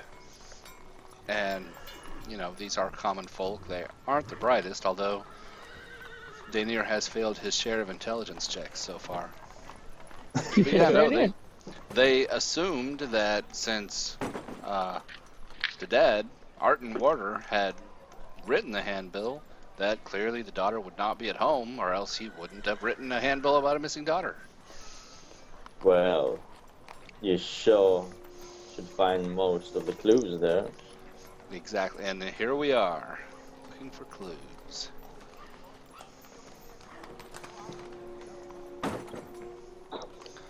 Alright, let me give you a little description here.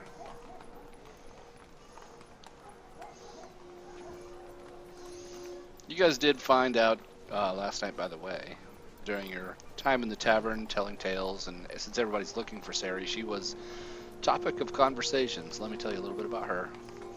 A looker by everyone's estimation, Sari seemed immune to the normal disease that marks the average peasant's features. She was always a cheerful, if thoughtless youth, helpful to her mother and attentive to her father. As she became a teenager, her responsibilities took her away from the family farm. She found an occupation for herself in the form of picking flowers that she gathered from the local meadow on the Highlands. She sold her flowers at the local market on Tuesdays, Thursdays, and Saturdays. Her Mondays, Wednesdays, and Fridays were spent doing chores at the farm, leaving Sundays for her to spend at her leisure. Remember, yesterday was Monday, today is Tuesday. When she turned 16, and this is another rumor that went around. Actually, everybody give me charisma checks. Let's see how much this, because this would be whispered at best. Let's see how well trusted you guys are. Pick, not at all. Nobody trusts you with any rumor of any sort. People here are too wise for me. Gomdred, you would have heard this amongst, whispered amongst the other guards. And Danir, they figure you're an elf. You could probably keep your secrets. Just this past weekend, Sari turned 16. And a couple weeks ago, she caught the eye of the Baron's son, who has just turned 18, Francent. Naturally, she's had the eye of every local boy for the past 3 years or so, but she never gave them any notice until she met Francent, and there was a sort of a courtship between the two. So you guys find that out through the tavern gossip last night. So I got a little out of order there. My notes were not written in order, unfortunately. Since it was also brought up, nobody in Barstow ever mentions the witch. She's the town's best kept secret. Nobody ever goes to see her and admits to it. But if there's a sickness that can't be cured or a wound so grievous that simple stitches won't do, she is the first choice. Unfortunately, when animals die or maladies strike children, she's also the first one blamed. So we find There out could as be well. some truth to that. Precisely. Okay. Let's see. Okay, the farm, where you're at now. The farmer's holdings are a modest 5-acre plot, which he farms for the local baron. He has a single elderly mule, which struggles to pull his rusty plow through the field. His usual crop is turnips, though he rotates cabbage every 7th year. This is currently year 3. His mule stays in a ramshackle barn that looks like it could fall over in the next stiff breeze, along with his stock of turnips, which he sells at the local market. Also kept in the barn is his hand cart, which he uses to haul his stock. It's a little more than a large wheelbarrow. I do have a barn as well. Here, let me flash that one up. There you go. There's your barn. There's the house, which I'm about to describe next. He has a mud and brick house, which features a thatch roof and 2 rooms, which is considered somewhat of a luxury as peasants go. The main room has a cook fire with a cast iron tripod from which dangles his wife's cast iron pot, their primary cooking utensil, and most meals are turnip stew. 4 old logs stand upright as the seating around the cook fire, 3 for the family and 1 for a guest. A threadbare blanket hangs on the back wall, acting as a door for the farmer and his wife's private bedroom. There is a straw mat in the corner that is Sari's bed. A hole in the roof lets smoke out from the cook fire and lets in the rain, which is collected in the same cast iron pot for consumption when the fire is not in use. So, I just gave you the whole description ahead of time, even though you're not in the building yet. As you Excuse guys me. approach. I'll be right back. I'm sorry. Okay. Give him just a second. Let me see if I'm missing anything. Make sure I got my I's dotted and my T's crossed. Got a little bit of a mystery going, and I'm trying to make sure I don't miss anything, and I already have missed a little bit. But it's open-ended, and you guys went a little... Well, it's not out of order. I said it's open-ended, so there's not really an order to things. Although picking a fight with a witch right away, that was interesting. I'm glad you guys lived. Yeah, it was close. You and your Very cool. Fritz. Yeah, I'm glad there weren't any fumbles on death saves. I was really worried Yeah. about that. That's usually when they come. Yeah. Well, yeah, in the last campaign, that's the only way people died, except one, was fumbled death saves. So you guys find the farm without any issue, and you see Arton Warder out in the field with his plow, struggling through the hard terrain.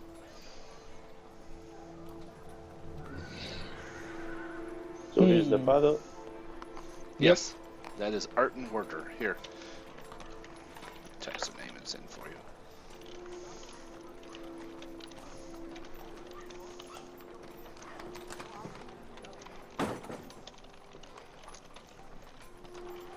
There you go. Got some names and how they're spelled.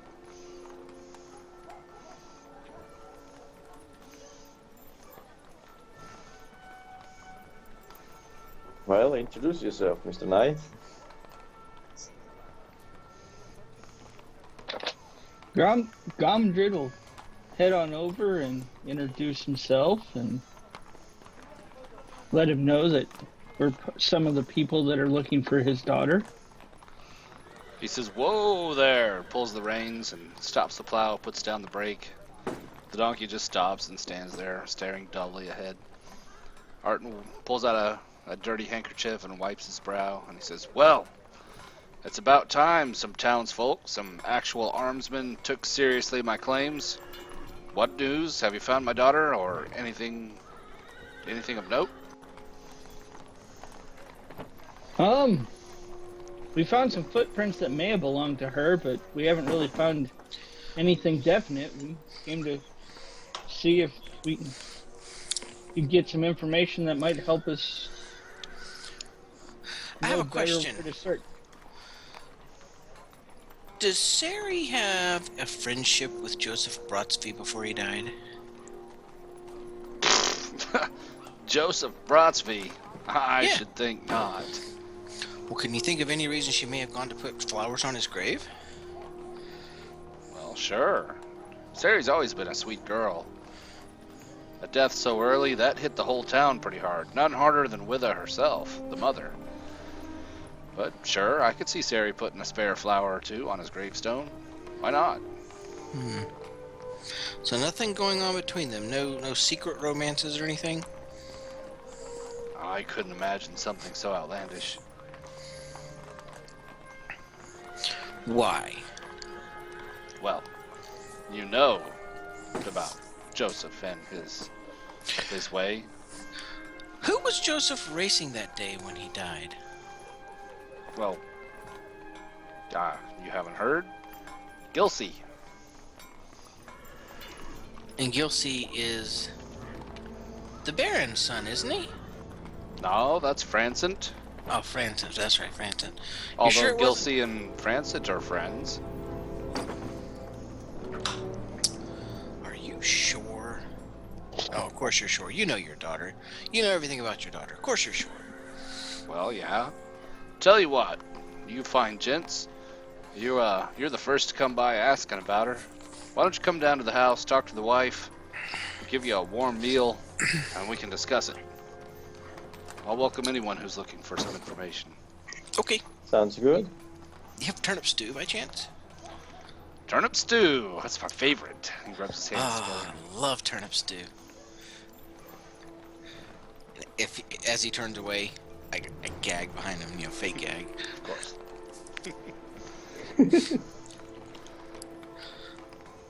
Alright.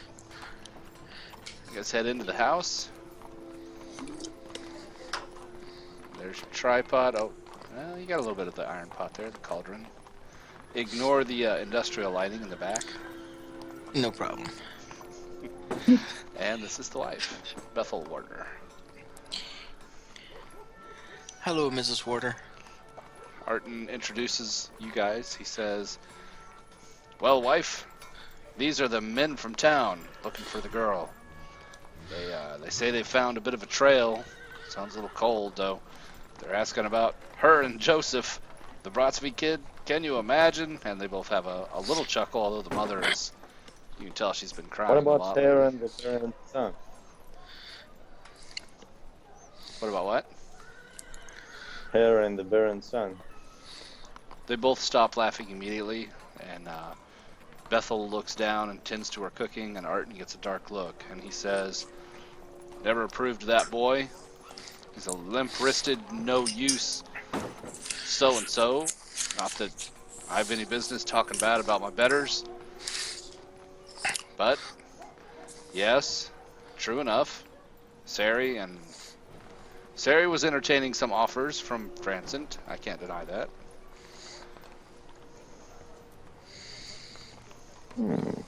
I didn't think too much of it, though. Fancies of a teenage boy, you know." I see. Doesn't anyone else find it suspicious that she was accepting offers or debating offers or contemplating offers from the Baron's son, and then Joseph was killed in a race against one of the Baron's son's friends, and then Sari goes to put flowers on his grave? Arton is staring at you as you're talking, and a little bit of drool spills from the corner of his mouth, and he scratches his head and he says, "You lost me a long time ago, son."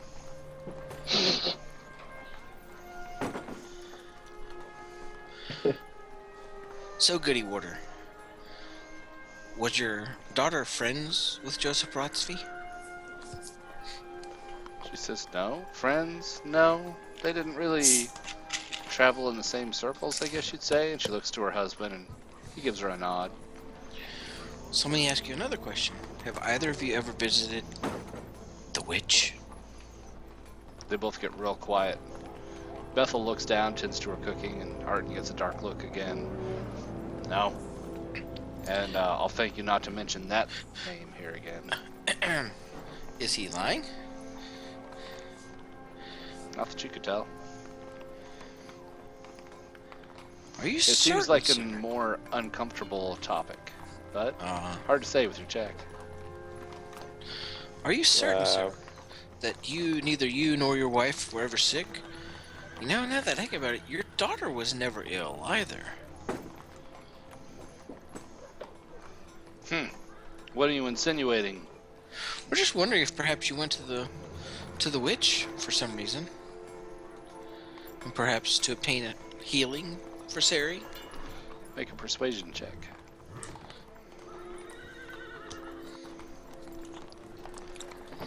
Bethel kind of glances at Arton out of the corner of her eye, and she says, "Oh, just tell them." Arton throws his hands up and says, "Well, I guess we'll have no secrets here. Yes, fine. There was a little trouble with the pregnancy, and throughout the years, yes, Disla has wanted to take a look at Sari now and then. Though she's the picture of health, I can't imagine why." Well, that is disturbing. Because yesterday, when we inquired with her about your daughter, she said she had never met her. Well, I'll speak not for a witch, but I'll thank you not to mention this little tidbit to anyone. Oh, rest assured, we shall not mention it to anyone. We're just trying to put the pieces together here.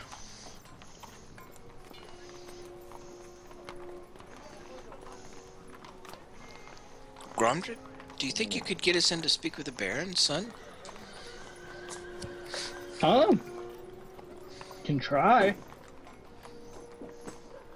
I mean, if the Baron's son wanted to date her, he probably wants to find her as much as anyone else. Your daughter didn't keep a journal of some kind, or have a place where she hid things? Notes, letters? Arton gives You a mind grunt. if we look around? He gives a dismissive wave. He says, "Well, there's her cot there in the corner. You're free to take a look if you think maybe we missed something. But she's not lettered. None of us are. Can't imagine she'd write a journal, you say? Not littered. Not to my knowledge.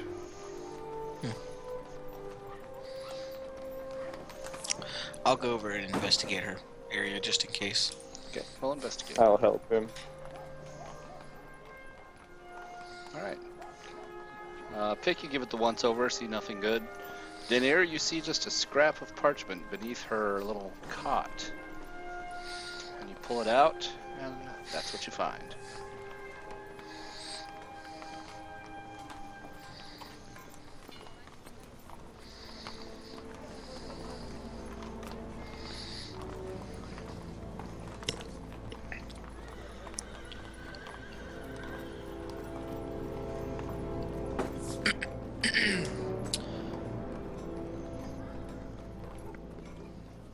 I don't think we should tell them what it says. Arton is peeking, of course, says, what'd you find there?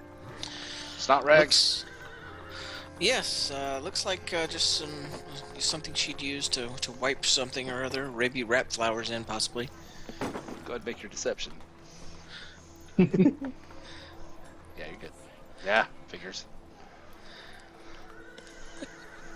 Turnips done, lady.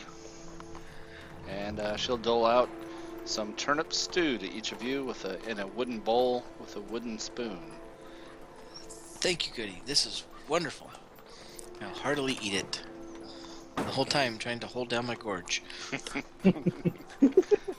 Yeah, it's the turnips are definitely undercooked. They're pretty chewy. Not the best taste, and there's no spices or salt. But Bethel is watching you guys intently, wringing her hands to make sure you like it. Yummy. I'll smile and hold a thumbs up. Compliment to the chef. You make the best turnip stew in the entire village.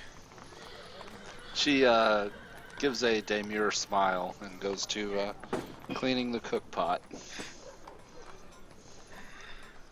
Well, thank you for your time. Sorry to have taken you away from your fields. Hopefully we will be able to return soon with your daughter. Tis my hope as well, Arton says as he follows you guys out the door. He wipes his brow again with his rag. Of course, he just ate lunch. He says, well, back to the fields with me, but I trust you'll return immediately with news should you find anything. Of course, of course, of course. Oh,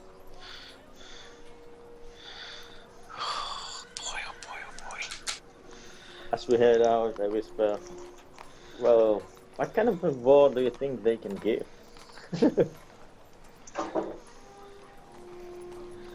Turnips? Okay, we need to head back to the Thanks meadow. for mentioning. I totally forgot. Arton would say, before as you guys leave, oh, hold a moment.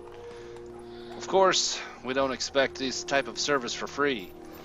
I've taken a collection, me and my neighbors, and we've got a pouch of 20 silver pieces. Should you find my daughter or, well, hopefully alive, but I won't mention otherwise. Either way, just news. Understood, sir. We will see what we can find for you and return as soon as possible.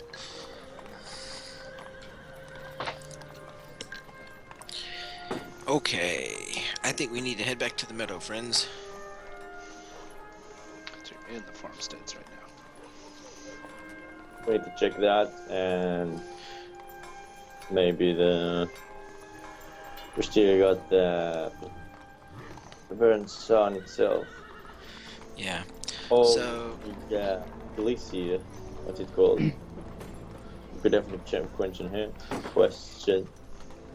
Carefully fold up or roll up the parchment and put it in a safe place in my pack. That's the name of the son, so you guys can see this pronunciation, how it's spelled. Baronet being son of Baron. Francent. Limp-wristed Frenchman. Ha ha ha. Yes. Gundred, you would know Francint, being part of the guard. Francint grew up of the only son of a doting father. Remember, the mother died in childbirth. His father also just happened to be the Baron, so doting meant spoiling more often than not. So Francint grew up with the realization that he could do no wrong, and every person he met was his lesser and owed him fealty. Since Francint never had to try very hard at anything, he was never really good at anything. He was limp-wristed at arms and dull at his arithmetic and history. He took only a passing interest in heraldry, only really applying himself in the presence of his betters, such as those rare occasions when the Duke's tax collector came for a visit. And that's what you know. Okay, where are you guys going from here? From here to the meadows. We gotta find this tree where they supposedly meet. Okay. You guys search around the meadows for a little while. I'm gonna flash this picture up one more time. There you go, this picture. So, you got some regions to cover. But eventually, somewhere around lunchtime, around noon, you guys find an old oak tree kind of sitting off by itself in the midst of a meadow of flowers. Well, let's go investigate the tree. Yes. It looks like a likely tree. This must be the tree. Alright. Let's just hope it's not animated like that stupid rug was. Alright. Gondred, you look it over and yeah, sure enough, it's a tree. Are there initials carved in the tree? There are not. Is there anything out of the order? Say it again, Drizzt, I didn't catch that. Is there anything out of the order around this place? I mean, Out of the ordinary? Investigate. Yeah, you guys can make. I'll make investigate checks. Gomdred made his, and yeah, Daenir made his. He's as God. usual, as per Daenir's character, it's been established. He stares distractedly at the sky and picks at his fingernails, and I think I didn't even roll for that anymore. he sighs a lot, picks a flower and sniffs it. Don't you have expertise in something? It's not intelligence, let me tell you.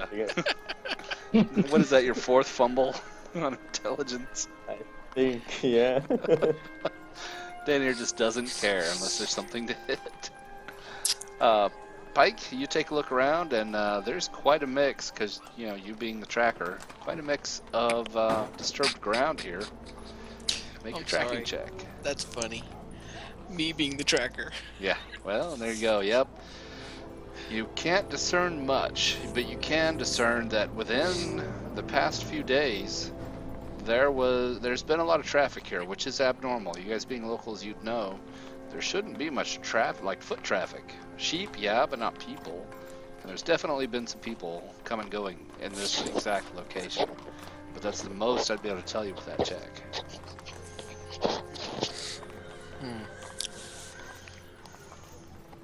Too many people to determine exactly who was here. Yeah, it's a mix. But make what you will of there being a lot of foot traffic. You know that's abnormal.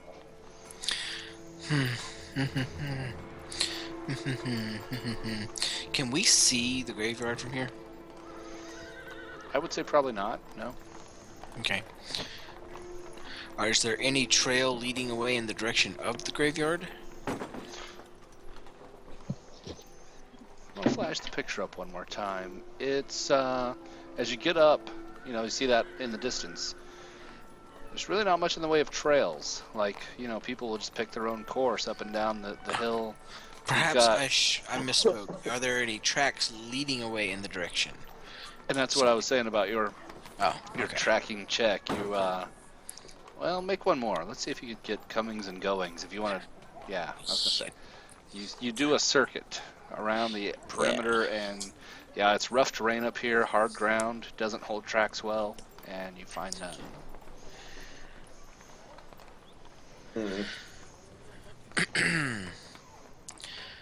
Well, I guess we should head for the Baron Sun.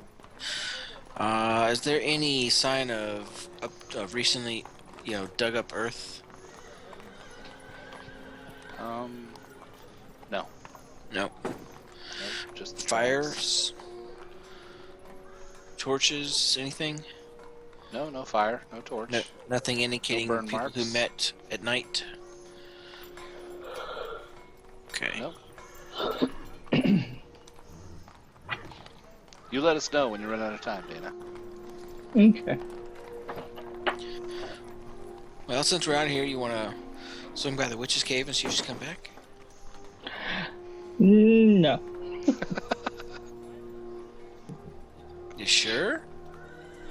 We could ask her why she lied to us about knowing Sari. Yeah, because that went well last time. Well, I'm just saying. She lied to us. I say we go talk to the Baronet first, and then maybe we go check out. I say we talk to Gilsey. What's his name? His friend. Okay, that's not a bad idea. It should have something to do with what's his name? Death. Joseph's death. Joseph. It is awfully suspicious. Or maybe not. Maybe I'm just wanting it to be suspicious. I don't know. This is so boring in this town. Maybe I just want something exciting to happen. You know, I'm thinking, after we solve this mystery, I'm thinking we should head off to Waterdeep or something and maybe join an adventuring company.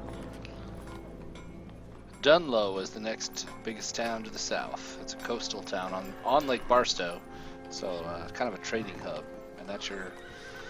If this is all fly shit on a map town, this would, Barstow would be a village. Yeah, I think Not we need Barstow, to head down Dunlow. to Dunlow. There We you go. totally need to head down to Dunlow. This is like I saw Wizards of the Coast is allowing people to like write modules and you can sell them. I wrote this one a long time ago and I was thinking about trying to make it into more of a thing and post Okay. it. So far, it's very fun. I really liked this one. I always enjoyed it. I ran it once, long time ago, and it's fun to see it in play with you guys too. It would So help we're if we had some skills. well, the dice are trying to help you guys. Well, not help you guys out, but things happen. You guys are definitely making progress, finding bits and pieces. Where are you headed from here? I guess we're gonna go talk to Gilsey, see if we can find him, corner him. Ask Gumdred, him about make Joseph. a history or intelligence or charisma. Let's see what you know about Gilsey, based on hearsay or knowledge. Because you're the one with the background for it. Oh, that's good.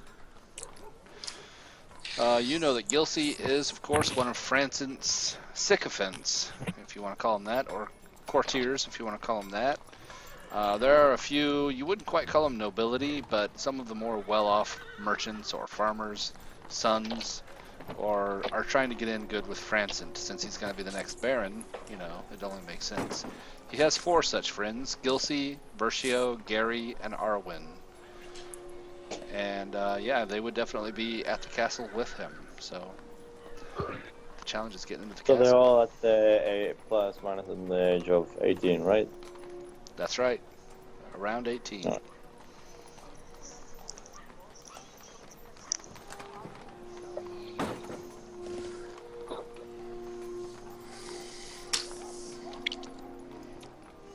Well, let's go. Lead on. Yeah. We're not exactly familiar with these haunts. Of course you You'll will. have to guide us with the Baron. Oh, And as this far as stuff? getting... Well, there's that trick of getting into the castle. You guys return to Barstow?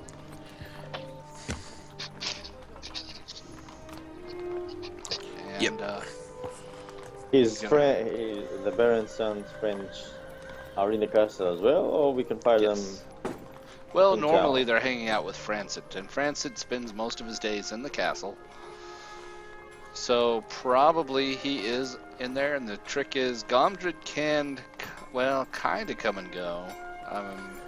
You'd kind of have to have a specific reason to go in, because most of your duties are as town guard out here. So you lost your Peasants glasses are only inside. allowed in the castle during emergencies. Okay, so if we started a fire, then it would be an emergency and we can go in the castle. Gomdred would be able to tell you that if you started a fire, you would all be recruited to the bucket line, to the stream there, to put out the fire. Oh, yeah, Lest the that's town right. burn down. What you need is a plague or a goblin invasion. You know any goblins? No, but we do know a witch, and we could go try to trick her into attacking the town. That might serve as a distraction. I don't think we want that.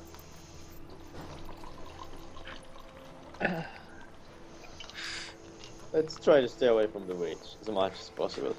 For now, Okay, fine. unless we have to. Well, I'm thinking Franson would. I mean, since he was kind of friendly with the missing girl, he might actually want to help people find her. Not if he had something to do with her disappearance. Oh. Yeah, but That- he's still not. He probably isn't going to argue about it because that would make it look suspicious. But how do we know that he had... Either way, you need to get in there and find out. Since we can't. Ugh. And I will get bike.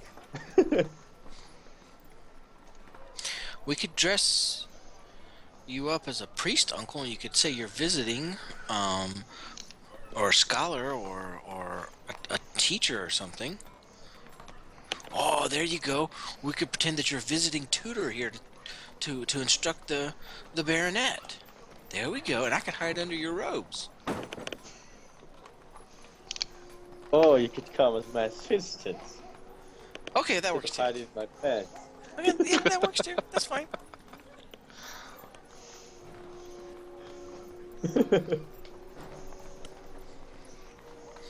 Let's try to stick with Gomdred going in first and see if how that goes. Okay. Ugh. Well, in that case, I will head on up.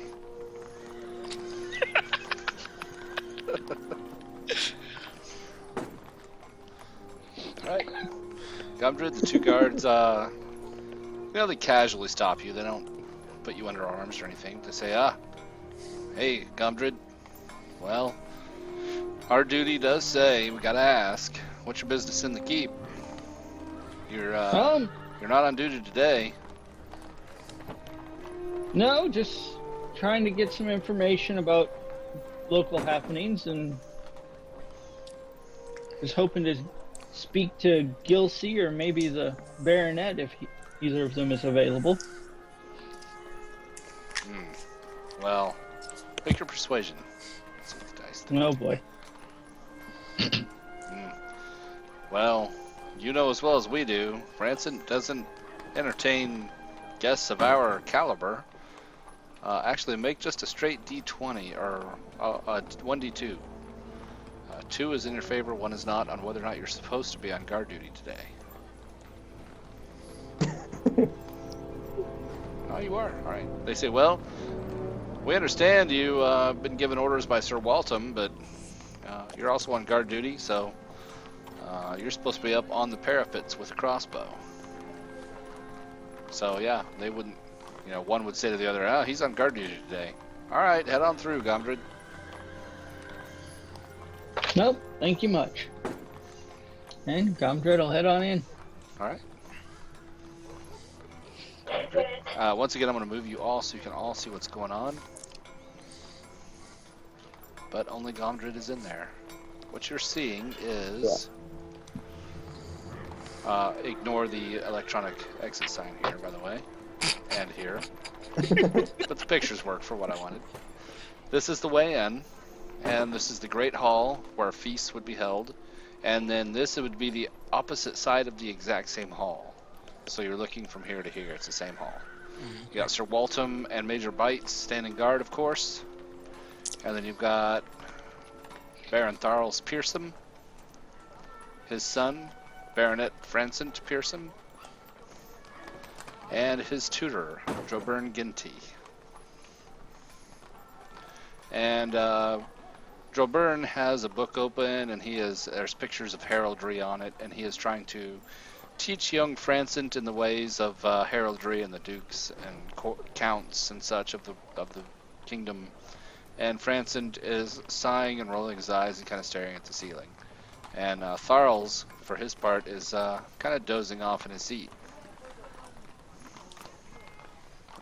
Tharls being the Baron himself, and I'll type those names in.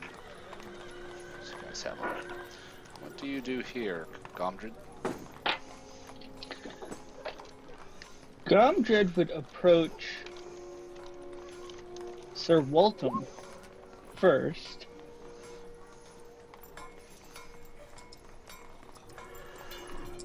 Right? He looks down at you and almost doesn't notice. He says, doesn't say anything as you come up to him. And I would tell him that in looking for the missing girl, we found out that her and the Baronet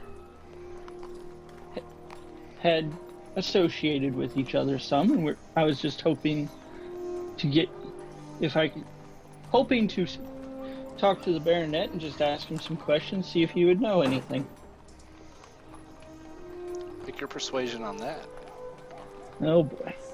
But you are following chain of command. Oof. Well, it was a pretty quiet room, so they all overheard it. Baron Tharls says nothing. And Francent glances over at you and he says, I'm busy currently with my lessons. Begone, peasant. Is there a time when you would be available? No. And Baron Tharls kind of gives him a glance and he says, well, I don't understand why I'm being questioned. I have nothing to do with any of this. I didn't even know the girl. It's not my problem. He gets real sullen and quiet. And The Baron or his Baronet? the Baronet. The Baron, you can see, kind of nudges him with a shoe, with his, under the table. And Baronet Francent says, "Oh, very well. I'll answer your stupid questions. I don't know why I'm answering to peasants. I will go out for a hunt this afternoon, and while I'm on the hunt, you may ask your questions then. Outside of town, at the crossroads, mid-afternoon." And you know where the crossroads is. That's, everybody knows where that is. It's outside of the town. Okay. Well, thank you very much. I appreciate your time. As you should. Then I will see you later. And He doesn't respond. And I'll head up to the parapets to make sure somebody sees that I've actually went there a little bit. All right. Very good. And then I'll leave. Make an appearance and, yep. Head for the bathroom and don't come back. All right. So you're able to return to your companions. So, what did you find out? Well, the Baronet's going hunting this afternoon, and I am to meet him at the crossroads, and I can ask him questions while he hunts. You know what? I bet he's gonna try to get rid of you. He's gonna invite you along on his hunt, and a hunting accident is gonna happen to you. We should totally go and hide so that we can observe the meeting, so that we can protect you. That's kind of what I was thinking too. Well, let us go to the crossroads to find hiding spots. Well, you said the afternoon, no?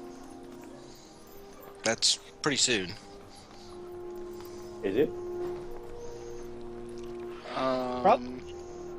You got a few hours. But what if he has people going to hide?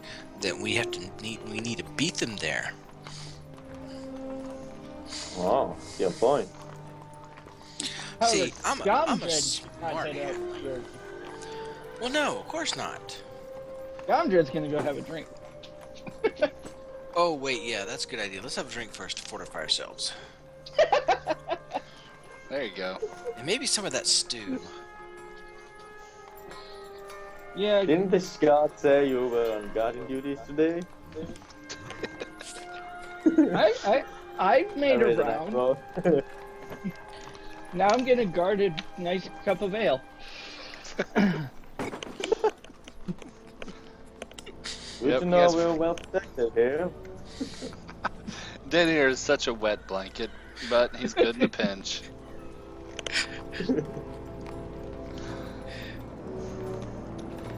Alright, you guys find your way back into the tavern. Enjoy yourself a pint. Malia is still making the rounds. By the way, Malia's she ma- story. As she makes her rounds, I just stare. She's used to it. Yes. She leans over to give you a good display of the goods here and there. Malia is a 30-something single woman living in Barstow and working at the Inn and Tavern. Being single means she is popular among the menfolk and generally hated among the women. She has a reputation around town due to her loud mouth and promiscuous ways. More than one of the local farmers has spent a night or two in his barn after being caught in a compromising situation with Malia. Malia, I have a delicate question to ask of you. I whisper it to her. She says, well, I'm all about delicates. What is it? No, I don't... Please, I don't mean to offend, but we recently had an encounter with the witch. And I understand that people sometimes go to her for problems they have. And I've heard rumors that she can help with pregnancies. I was wondering if you had ever been to visit her for such reasons.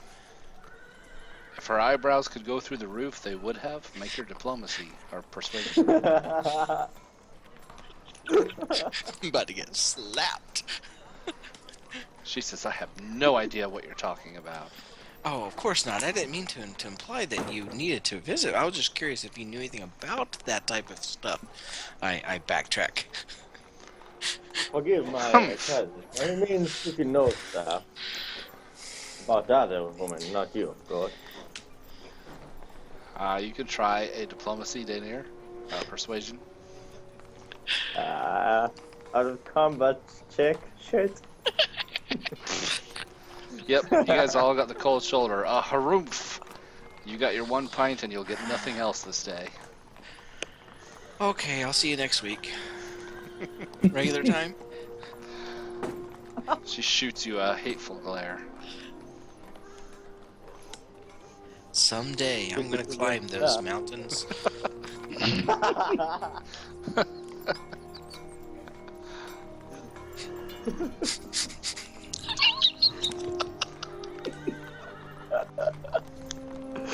Oh boy.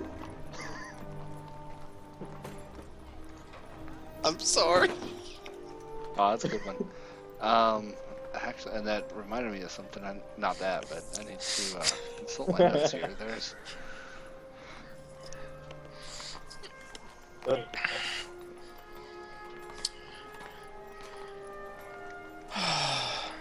Here it is. I found what I need to find here.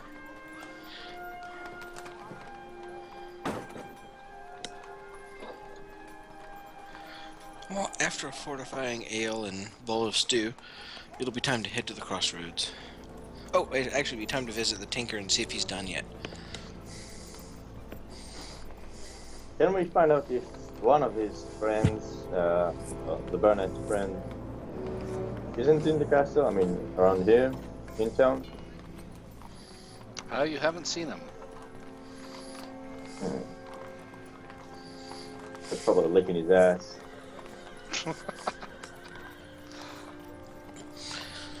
But I hope they were kicking his ass during the hunting. See, here's what I think happened. The baronet found out that he was not the first one to pluck the flower of the fair maiden, that the honor went to Joseph Brodsky, and he had his man kill him during the race. And then they capture the girl and have her locked away in a cabin somewhere in the woods, and they're using her for their pleasure. What does it have to do with the witch? I don't know. Maybe they paid the witch to resurrect the Joseph so they could kill him again. Or torture him in front of her or something. I don't know.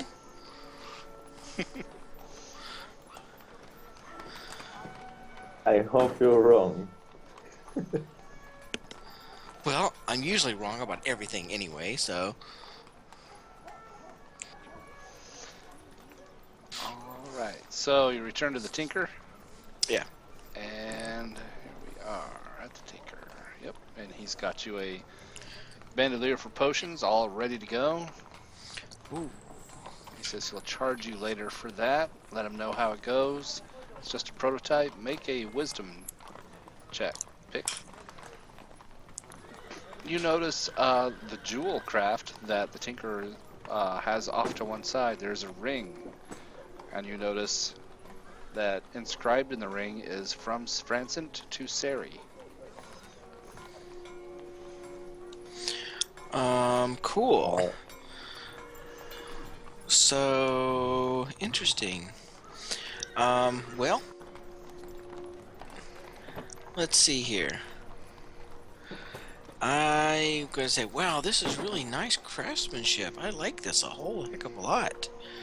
I can see this is gonna come in very handy, and I'll start trying to figure out how to put it on. How do I put this on exactly?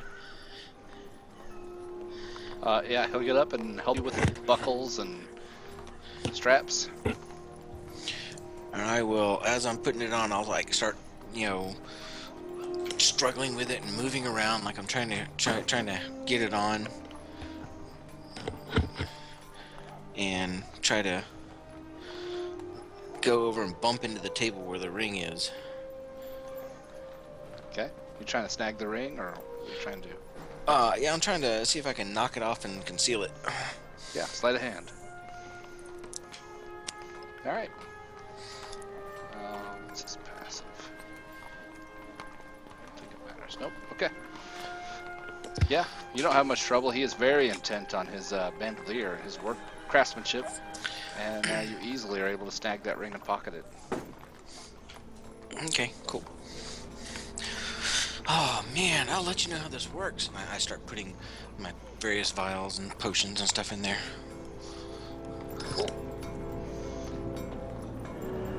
I'll talk to you later. Farewell. Yes, keep me posted. And you see, as you are leaving, he turns to the table and looks at it, and he gets a little confused look, and he starts patting his pockets and looking around and says, "Oh dear, oh dear, oh dear, oh dear. I haven't lost it, have I?" As you exit. Okay. I will rush to my companion and say, we need to leave. We need to go set up right now. Come on, Uncle.